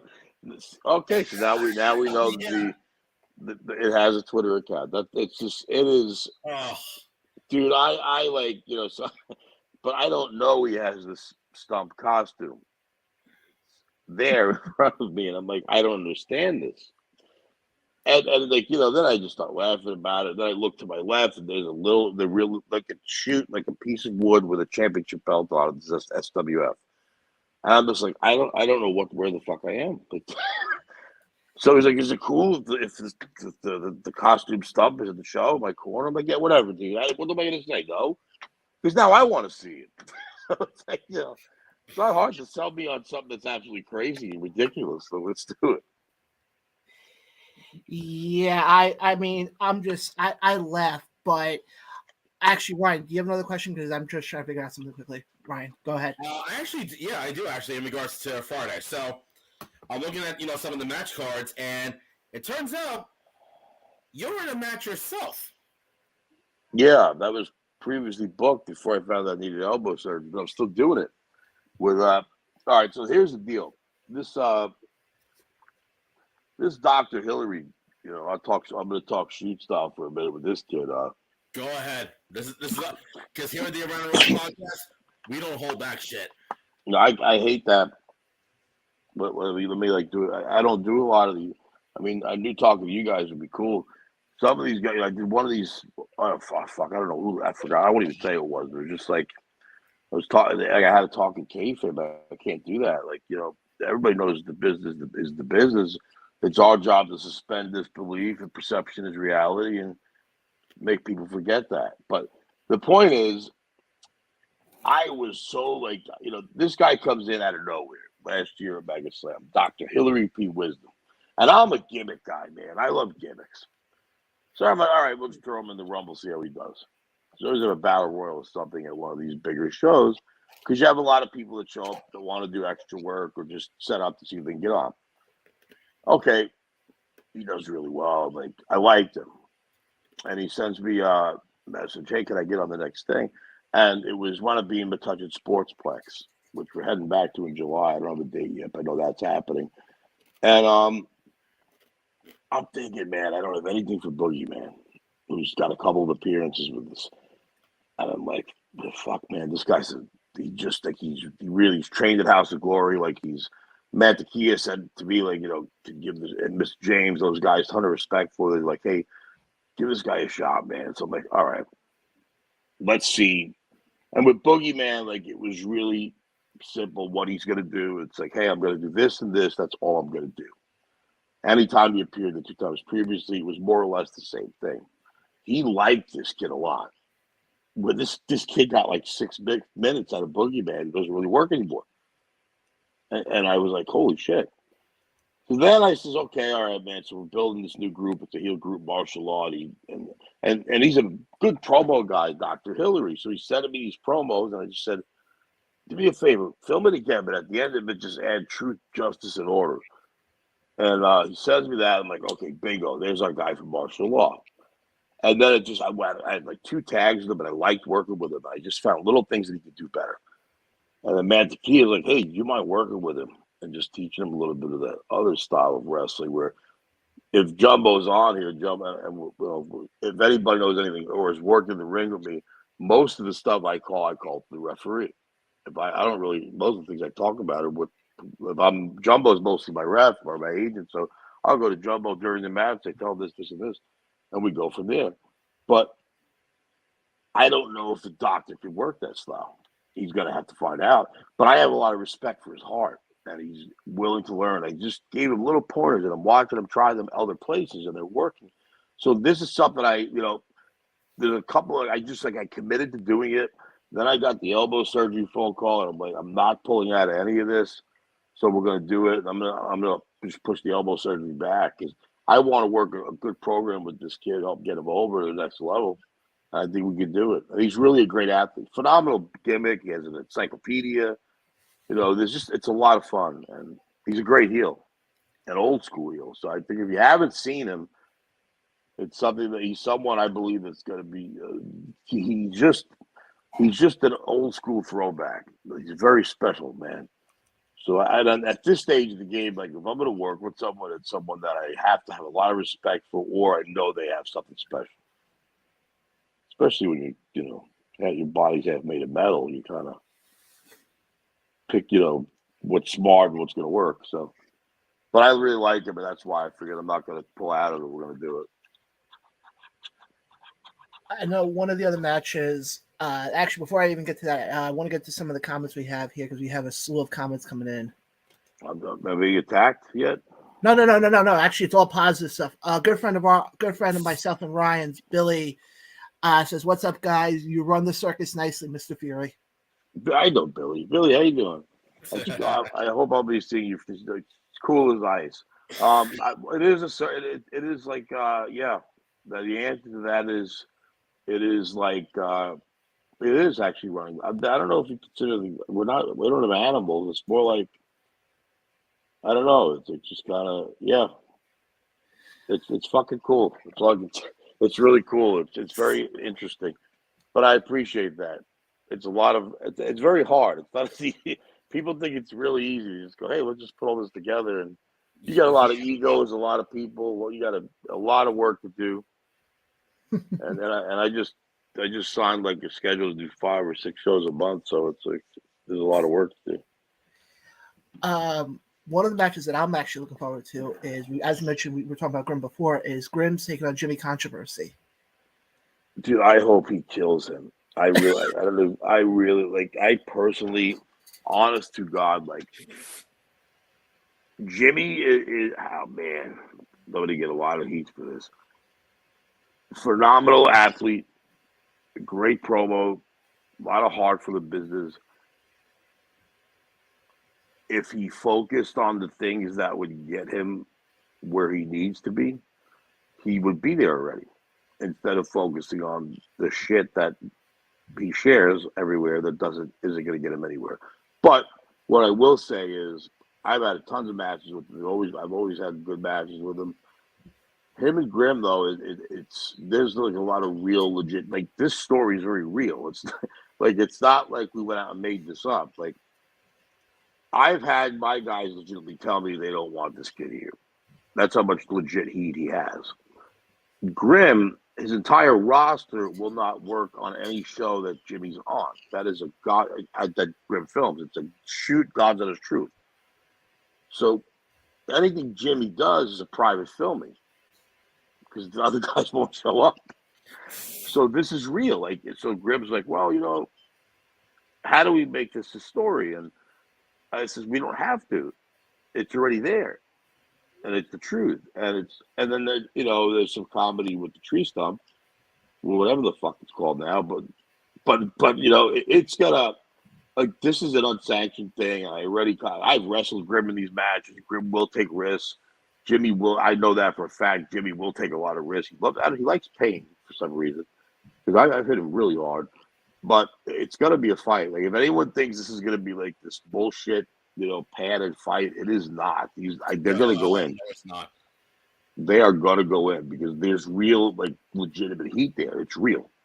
Because I know there's some other things like financial things that Jimmy's done. There's just a lot of things he's done. So he's really on a thin line here as it is. But I just know that when it comes to doing this bad, it's going to be like they both want to do it, and I don't know. It's not going to be pretty. I mean, it's not going to be pretty. You're not getting Savage Steamboat. You're getting that they're going to kill each other. Because I've already been asked, can we do this? Okay, yeah, do what you want at this point. So you're saying somebody's not going to be able to walk out of the mech on their own? Yeah, it's gonna be bad. I know Jimmy took off from his shoot job today because he's having anxiety over the badge, and Grimm is just like, "Hey man, you Fury showing up tomorrow to film some stuff? Yeah, I'll be there." And it's gonna be. I know Jimmy like the back of my hand, and I know Dave or Grimm like the back of my hand. Dude, it's gonna be a lot better than people think. I will tell you that. Yeah. Ryan?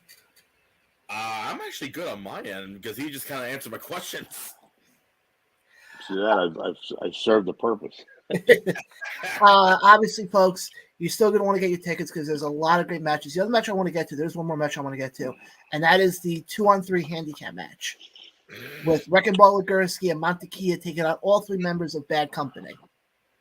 Yeah, Wrecking Ball's original partner was Mantequilla, but Mandy has a prior commitment that he can't get out of. So then that left Wrecking Ball against three. So this is a shoot. So I called him, I sent him a message. And once I heard about it, I said, well, what do you want to do with this one? And then he just sent me a photo of this dude. And I'm like, well, I've never met. I checked out some of his work. So I just put it up on SWF's Facebook.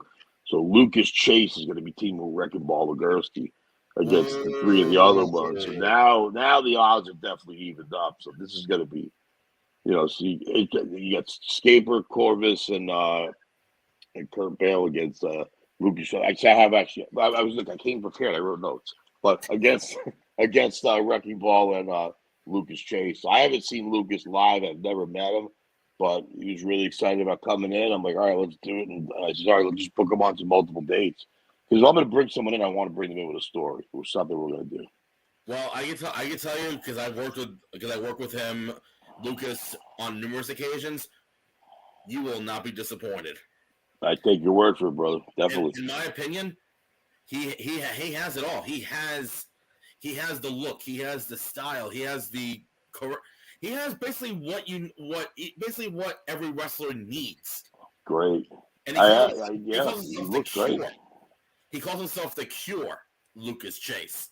Well, this could be this could be the cure and the solution for Wrecking Ball's problem here with this was supposed to be like a 2-match thing with Wrecking Ball and Everest against Bad Company, and then none of these other guys have made it that other commitments. But the matches have been so good, and I'm like, all right, well, let's just keep it rolling a little bit longer. And they've been really, and I'm just this changes the dynamic completely though. So I'm excited to see what this man can do because I haven't met him, but we'll meet him Friday. And actually, Rob, just to let you know, also, I'm actually sitting down tomorrow night with Wrecking Ball. Oh, he's one of my favorite people. He'll tell you this. I tell him all the time.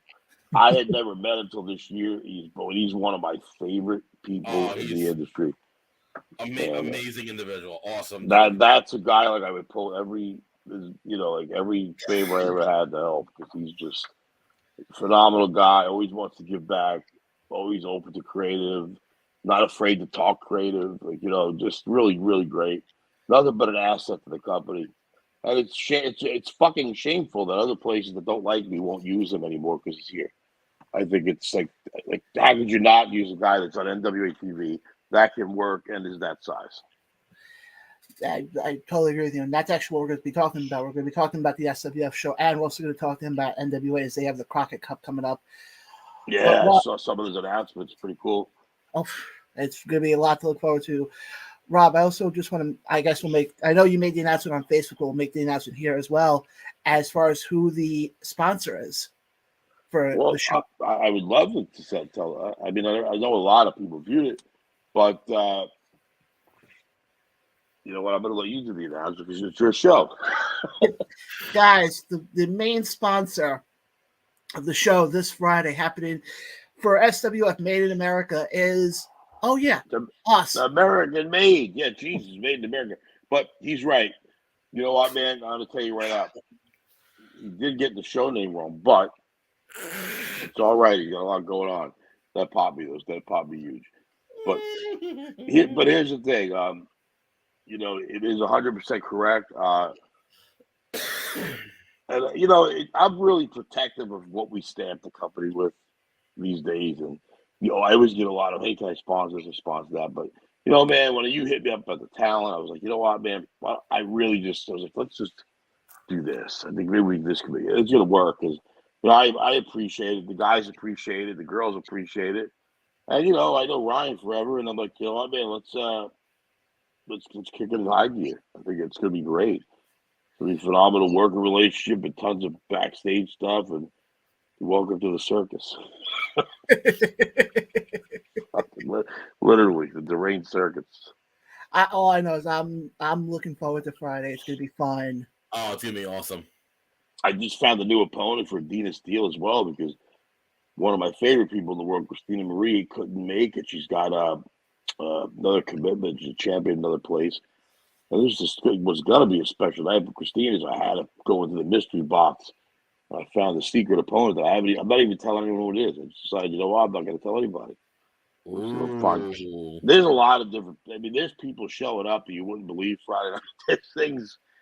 I don't know. I just decided we're going to just change a lot of gears on the creative and move some things. So we'll see how it goes. That sucks. I was looking forward to it, Dina and Christina. It'll happen. It's just that she couldn't make this one date. And I'm like, yeah. She's like, please don't be mad at me. I'm like, well, what are the? Because I'm just like, what are the circumstances? And then she told me, and I'm like, oh, I get it. When you're, if she was the champion here of the new women's brand, let's say that's coming up, then I want to thank the Walking Dead spinoff TV show for ruining the first SWF women's show that they're doing. That's all a different story. Maybe there will be trying to postpone, but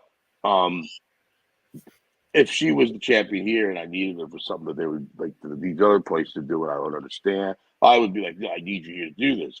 Fuck them. But when she explained it, I'm like, okay, yeah, you got to do it. And don't worry, we'll get to the match. And it's going to be great when it happens. I mean, we've been waiting to get them in the same ring since the first match. So it's going to be awesome. It's all about timing, though. So I had to find someone that this is Athena's first match. I know she wrestled this weekend, but it's her first match back here defending the title. And she's in shape. She's ready to go. So I had to find someone from the mystery box of the Superstars Women Wrestling that is coming in. It's gonna be cool. It's gonna be an action-packed night. And if she doesn't show up, we'll just put you out there, John. You could wrestle with me. Yeah, sure. Sure. just suit up. Just suit up and get ready. Yeah. Rob, that's what you're gonna want me to take a bump. Yeah, brother. It's what it is. You know what I mean? Stranger things have happened. Hey, you never know. You never know. But Ryan, do you have any more? No, I'm good. I'm being straightforward. I'm good. again, guys, tickets are still on sale. Rob, if I'm not mistaken, you can get pre-sale tickets and Thursday at midnight. What's today? I know we had Tuesday or Wednesday. Yes, you got. We cut them off on Thursday at midnight. We're tickets are $40 at the door. We're donating an extra $5 to the VetTix organization.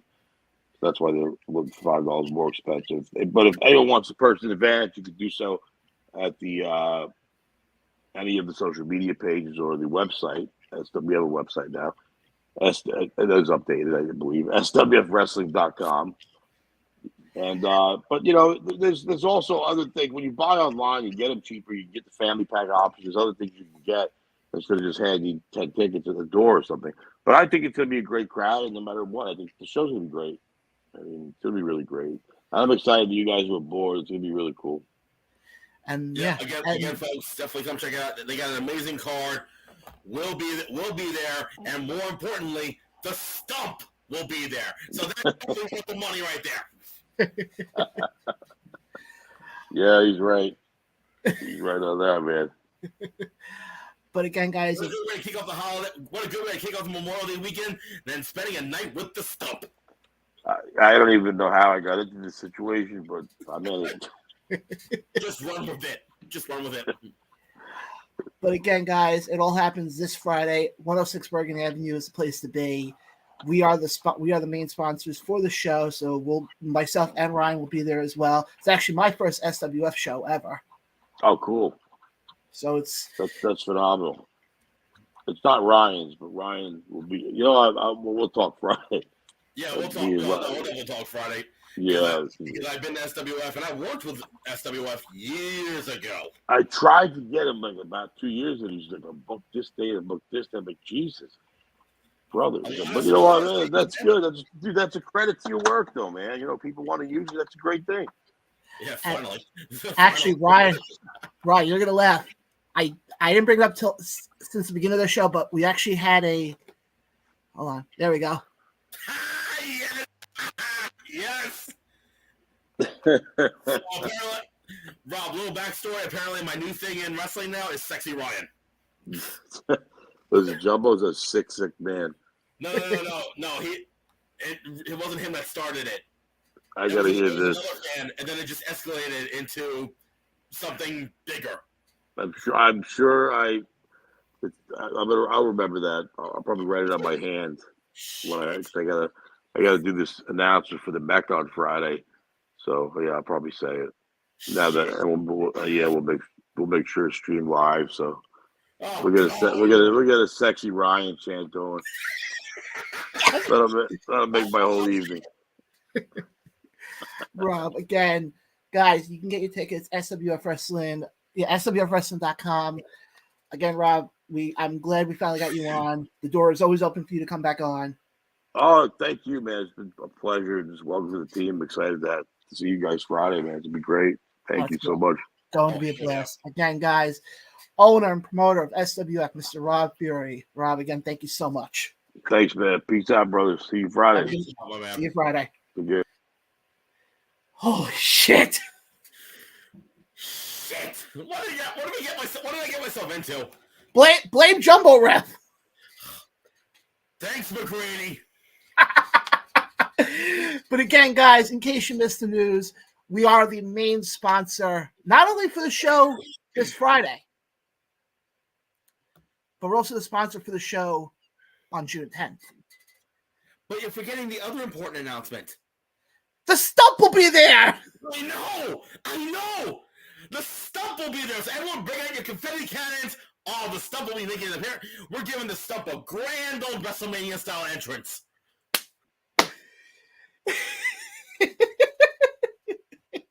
Hell, if we're lucky enough, we can find Maury Povich and can find the rest of the Stump's family and have the family show up at the show. Oh, God. Okay. I'm just going to say this. You can chastise me all you want. Here we go. He's barking up unfortunately, to get Morion, he's going to be barking up the wrong tree. Oak or birch? Yes. Okay. But don't worry, guys. We're going to get back into some Double or Nothing talk, and then we got one more announcement. So here's what we're gonna do for double. Here's what we're gonna do for talking about Double or Nothing, because there's a lot of shit that's happening. Yes. So, and we don't have a lot of time left. No. So what we're gonna do is speed round. Okay. So I have the entire match card in front of me. Okay. And I'm gonna announce, and I'm gonna, mention, the card and whatnot. Maybe throw a little backstory depending on the story, and then we'll make our decision. Gotcha. Let's go. All right. So, and this is in random order by how I think it's gonna go. Okay. So, first things first. Let's do the AEW TNT title ladder match between the current champion Wardlow and Christian Cage. Wardlow. You got Wardlow retaining? Okay. Yes. Next up. What about you? What? What about you? I said Wardlow also. Oh, okay. The 21-man Blackjack Battle Royal for the AEW International title. Already scheduled, besides Orange Cassidy, you have QT Marshall, Aaron Solo, and Powerhouse Hobbs.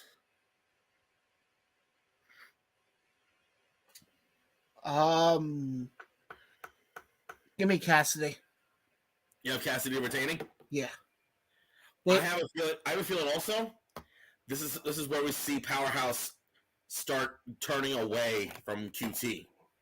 I'm saying Orange for one reason. I know we're doing this in speed round, but I was going to say Orange for one reason. They put a lot of stock in him with the title. I give him credit too. He's been putting on phenomenal matches. Yeah. Especially I'm just curious to see who they have for this, because I don't know if it's going to be. I don't know if this is going to be like 21 guys in the ring at once, or it's going to be set up like they do with the Casino Battle Royal that they do every year. I maybe like have 7 out of. Okay, have Cassidy come out first out of the first group. Let him run through the entire field. Yeah, almost give him the Shawn Michaels-esque moment per se. AEW Women's World Title match: Jamie Hayter taking on Toni Storm. I'm going to say this right now. They've done a lot with Jamie, but I think they got plans in store for Toni Storm and the Outcasts. I think so too. And I'm going to say this right now. I think Toni Storm takes the title. Because, and I say that for one reason. Let her run with the belt now. Have the rematch at All In. You want to talk about a moment? I feel like they're saving All In for something huge, though. Okay, go ahead. Blood and Guts. Yeah. I called it. I'm calling it. Female Blood and Guts on pretty much the biggest show. Yeah. Okay. I'm saying Jamie Hayter retains, but they're going to build up for possibly that. Next, the AEW TBS title match: Jade Cargill versus Taya Valkyrie. Do you see Jade continuing her streak, or do you see La Güera Loca finally dethrone Jade? I think Taya gets it here. I think Jade, she's kind of run her course already at this point. Yes, I'm somebody who, when Jade first started, I was on the anti-Jade Cargill bandwagon. Mm-hmm. But she has grown me. But my only issue is with this. They've built her up so much with this title that it's like, okay, you have her drop the belt to Taya or to whoever. What's post-title life going to be like for her? Is anybody... I'm trying to figure out the best way to put this. Is anybody going to... And I'm going to get chastised for this. But is anybody going to really care about her after she drops the belt? I have a theory. Okay. Jade retains. After the match, her and Layla are beating the hell out of Taya Valkyrie. Who makes their return? Chris Statlander? Mm-hmm. Yeah, I can see that. And then sets up Statlander and Jade. down the road and possibly have Chris Statlander take the title off of Jade. I think either way. I think it's either going to be Ty or Chris that takes the belt off of her in the long run. I think so too. Okay, in 6-man tag team action, you have Ethan Page and the Ass Boys, the Guns, teaming up against Isaiah Cassidy and the Hardys. Where in this contest, should Isaiah Cassidy and the Hardys win, that Matt Hardy controls Ethan Page's contract. Give me the Hardys. Give me the Hardys and Cassidy. I think they're on their final run, I think. Oh, yeah. So if you notice, they keep pushing with the AEW World Tag Titles. Which, I got a theory for that once we get to the tag titles. Well, actually, you know what? Fuck it. That was going to be my next one. AEW World Tag Team title match as the current champions FTR takes on Jay Lethal and Jeff Jarrett with special guest referee Mark Briscoe. I'm going to say this right now. FTR retains. I think we get Hardy's FTR all in. Ooh, first time ever dream matchup. How nice would that be? A dream matchup, two of the most popular tag teams of all time in pro wrestling. On arguably the biggest stage. One from the Attitude Era and one from the modern era. It's the old saying of the now it's the, put it nicely, it's the past meets the present. Mm-hmm. But I think it went because then you also have to realize something. Aren't both teams from North Carolina? Yeah. So you can really if only Tony Khan can pull off doing an AEW event in North Carolina and have that match be the main event at the same stadium where the Carolina Panthers play. Yes, but I still think you put it on the biggest stage. And what's the biggest stage happening? Oh, All Out. No, All In. Right. You know, I was being sarcastic. I know. Oh, wait, no. I'm sorry. No, not All In. Collision. But you have FTR retaining? Yeah, FTR retaining. Okay. We got 3 more matches to talk about. One, which is basically, like you said, another dream matchup from 2 different eras. As the Ocho, Chris Jericho, takes on Adam Cole, baby, in an unsanctioned match. I'm saying it. Apparently, I can't speak English right now. Oh, I'm sorry. Apparently, I have a lisp. Sorry. Adam Cole wins. I think so, too. And then I think Adam Cole basically puts himself in line to be the next challenger to whomever walks out of the main event. Well, you know what? I'm going to save that match for the that last match. Okay. Next one is Anarchy in the Arena. As the Blackpool Combat Club, Bryan Danielson, Claudio Castagnoli, John Moxley, and Wheeler Yuta taking on Adam Page, Kenny Omega, Matt and Nick Jackson, the Young Bucks, a.k.a. The Elite. Now, folks, if you didn't catch Dynamite this past Wednesday, you saw, Combat Club coming out, cutting their little talking spiel and whatnot. Here comes Kenny Omega and the Young Bucks coming out with weapons, but it seemed like a little 4-on-3 disadvantage. Who comes out to save him? Why, it's someone who hasn't been seen in a while, and Hangman Adam Page. And then he gets on the mic and pulls his inner William Regal, and instead of yelling, War Games or Blood and Guts, it's Anarchy in the Arena! Now, who do you have in this one? The fans. Besides them. I'm going to say that right now, and I'm going to go out on a limb here. I got the Blackpool Combat Club. Really? And I say that for one reason. Because you love the BCC? Moving on. Well, that's what it is. You love the Blackpool Combat Club. Moving on. Wow. Way to think in the gutter, dude. They're doing something with them.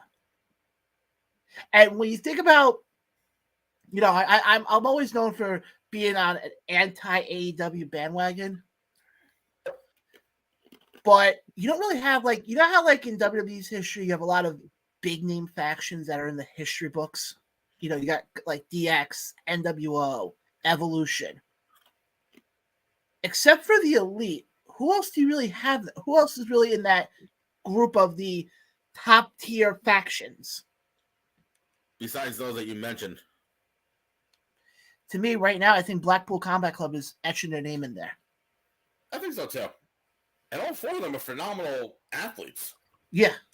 And let's also call a spade here. You look at with the Elite. Yes, they are the Elite. I'm not taking that away from them. But we've seen already Hangman and Kenny go at it. With everything that's going on right now. And also, you have to throw another thing into the mix. Where does Don Callis play into all this?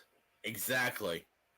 That's the big thing that people aren't really talking about, is where does Don fall into all this? That carny piece of shit. Yeah. As much as I was going to go for the Elite, I agree with you. I just think, to me, it makes perfect sense for that to happen. And then we go into the main event. For the AEW World title, it's the Four Pillars Fatal 4-Way match. As Darby Allin, Jungle Boy Jack Perry, Sammy Guevara, and the AEW World Champion and Long Island Jew boy himself, Maxwell Jacob Friedman, MJF. I'm surprised you didn't give them the intros like MJF did. What, the devil himself? Yeah. No, you remember when they were in the ring after MJF's bar mitzvah? Vaguely. And he did the thing of, Sammy, I'm going to propose to another girl in 7 months. Oh, no. This one's a tough one. Yeah.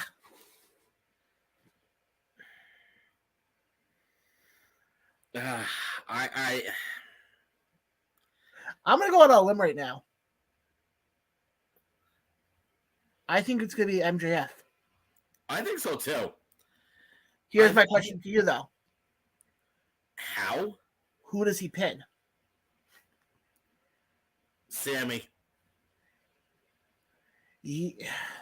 Because from what we've been seeing, they've been teasing something with Jack Perry and Darby Allin. Yeah. Here's my thing, though. I could see that happening, but you realize now also what that sets up? If it is MJF? MJF and Cole, possibly all in. You want to talk about the promos between the two of them? Oh, God. I can see already MJF turn around and going, oh, Adam, you only got here because of, your girlfriend. Actually, not even his girlfriend. His freaking buddies, the Elite. Yeah. But, yeah. You just made an interesting thing. I want to go into it a little bit more. You said that they're teasing something with Darby and Jungle Boy. I believe so. And not Jungle Boy, who was at Creative Pro a couple weeks ago. No. And that wasn't even Jungle Boy. That was the Forest Kid. What happens if all of a sudden it ends up happening that Jungle Boy and Darby take each other out of the match? That's possibly what I'm thinking. But yeah, I think this is going to be a very packed week. Now, let me ask you, I'm going to put you on the spot here. Oh, I'm sorry. On a side note, they added another match for NXT Battleground. Who? For the NXT Tag Team titles, the Creed brothers taking on Gallus. Oh, jeez. That's going to be a good one. Yes. And also next week on NXT, there's going to be a massive match between Gigi Dolan and JC Jane in a weaponized steel cage match. Oh, God. But I'm going to put you on the spot. Whoever's watching this can answer this as well. You got 3 shows this weekend. not including SWF. Mm-hmm. Double or Nothing, Night of Champions, Battleground. In your opinion, when we come back next Tuesday, what show do you think we're talking about as being the show of the weekend? I hate to say it's not gonna be Night of Champions or Afternoon of Champions if you think like John.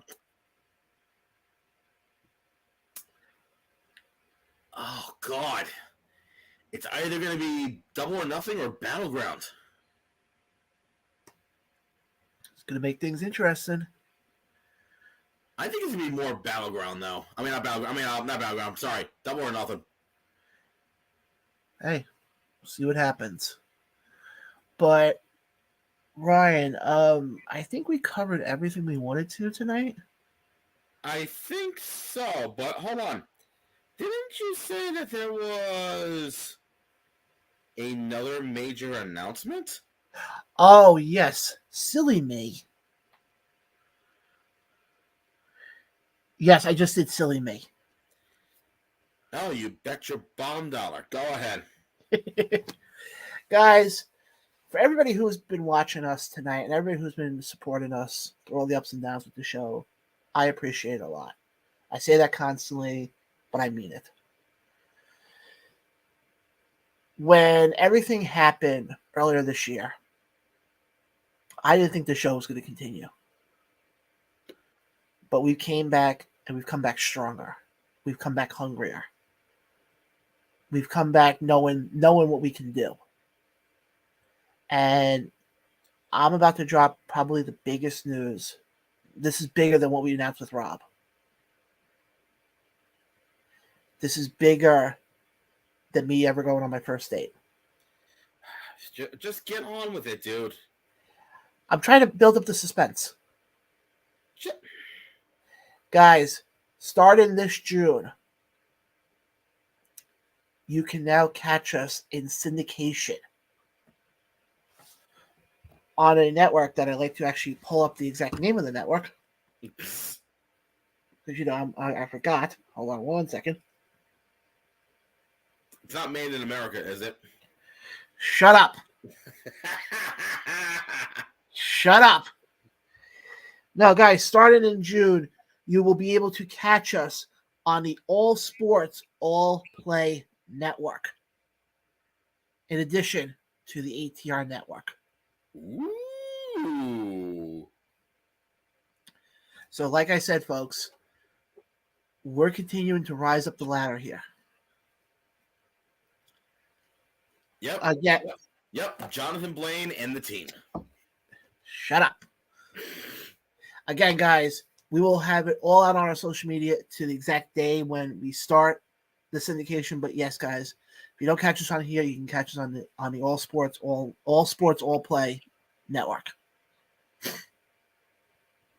I probably butchered it already. I know the acronym is ASAP. Yes. But guys, that's happening, like I said, starting in June. Ryan, anything you'd like to promote that you have coming up? Certainly. So obviously this Friday you'll catch myself and this guy over here, unfortunately, at SWF at the Mecca. Also on June 2nd, next Friday, it's still in the works, but you may see me doing something called Wrestling Theater on Long Island. You'll find out more once I find out more. June 16th, I am back at Richfield Park at the Mecca. I should get an apartment over there with Win. And then June 25th, NFW is teaming up with the company I work with closely, Invictus, as we present Northern Conquest, where on that night, it's no competition between us both companies, even though Invictus is the better company. I kid. And, oh yeah, actually, you know what? I can make this announcement.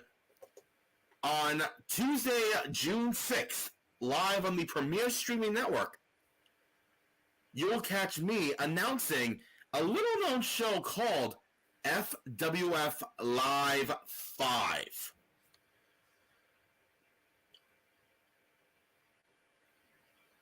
And John just had a brain fart there. No, because wait, is it live Tuesday or never mind?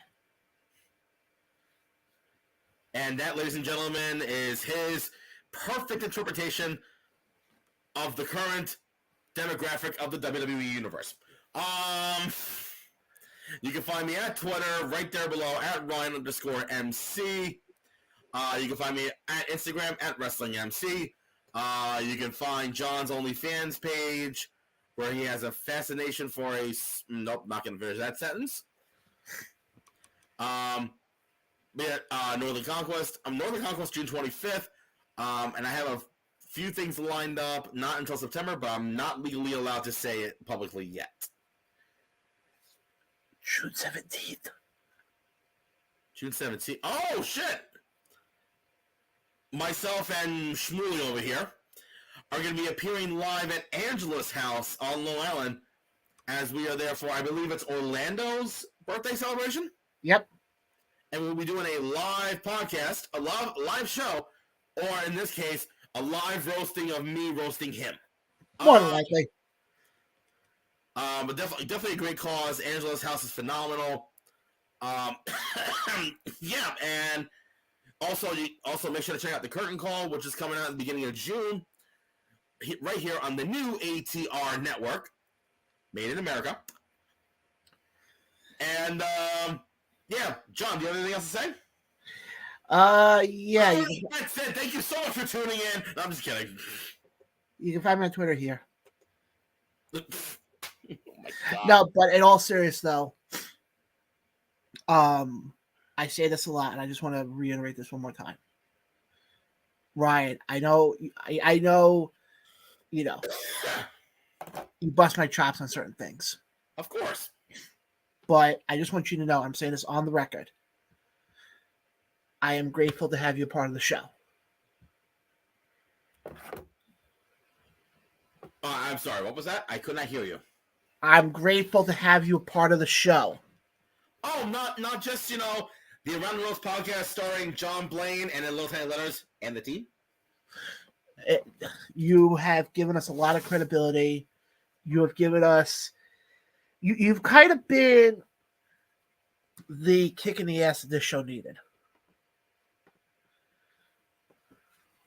As I'm now blowing my nose again. And without you, we would not be where we are today. Thank you. But I'm being dead serious about that. And Costa, well, he's just a Maple Leafs fan. Yeah, how are they doing in the playoffs? I mean, ooh. Wow. Wow. Again, Costa, if you're watching this, buddy, hope you're feeling better soon. We love it. Can't wait to have you back on the show. I second that. Hope you're feeling better. And, let's go Panthers. But again, guys, if you missed any of our show tonight, go back to our YouTube page. You can watch the replay there as I continue to blow my nose live on air. But again, allergies. And while you're on the YouTube page, hit the like button, subscribe it, get the little bell icons. Costs you nothing, but it does wonders for us. And also, you can buy our Sumatran crack known as coffee, provided by our lovely friends over at the Motor Oil Coffee Company in upstate New York. And trust me, and John can attest right now, delicious. I will put it to you this way. This coffee has helped save an office from going into complete chaos. Oh my God, yes. And that's a shoot. That's legit. But again, guys, from everybody here at the Around the Roast podcast and everybody at the new ATR network, we hope you have a safe and healthy Memorial Day on Monday. Don't do anything stupid. John. I wouldn't do anything that stupid. But again, guys, we appreciate everybody who watches tonight. Definitely go back and if you missed any of the show, go back and you can watch the replay. Again, by Friday, I will have my interview up with Rick and Boligursky as we talk about NWA Crockett Cup, and we'll talk about SWF happening this Friday. And also, if you're gonna be in MetLife, make sure to find John and do some Swifty karaoke with him while he has his massive billboard over shirt saying "Swifty for life." But again, we have to go shake it off. But because again, I knew you were trouble when you walked in. Yeah, well, everybody says I'm the problem. It's me.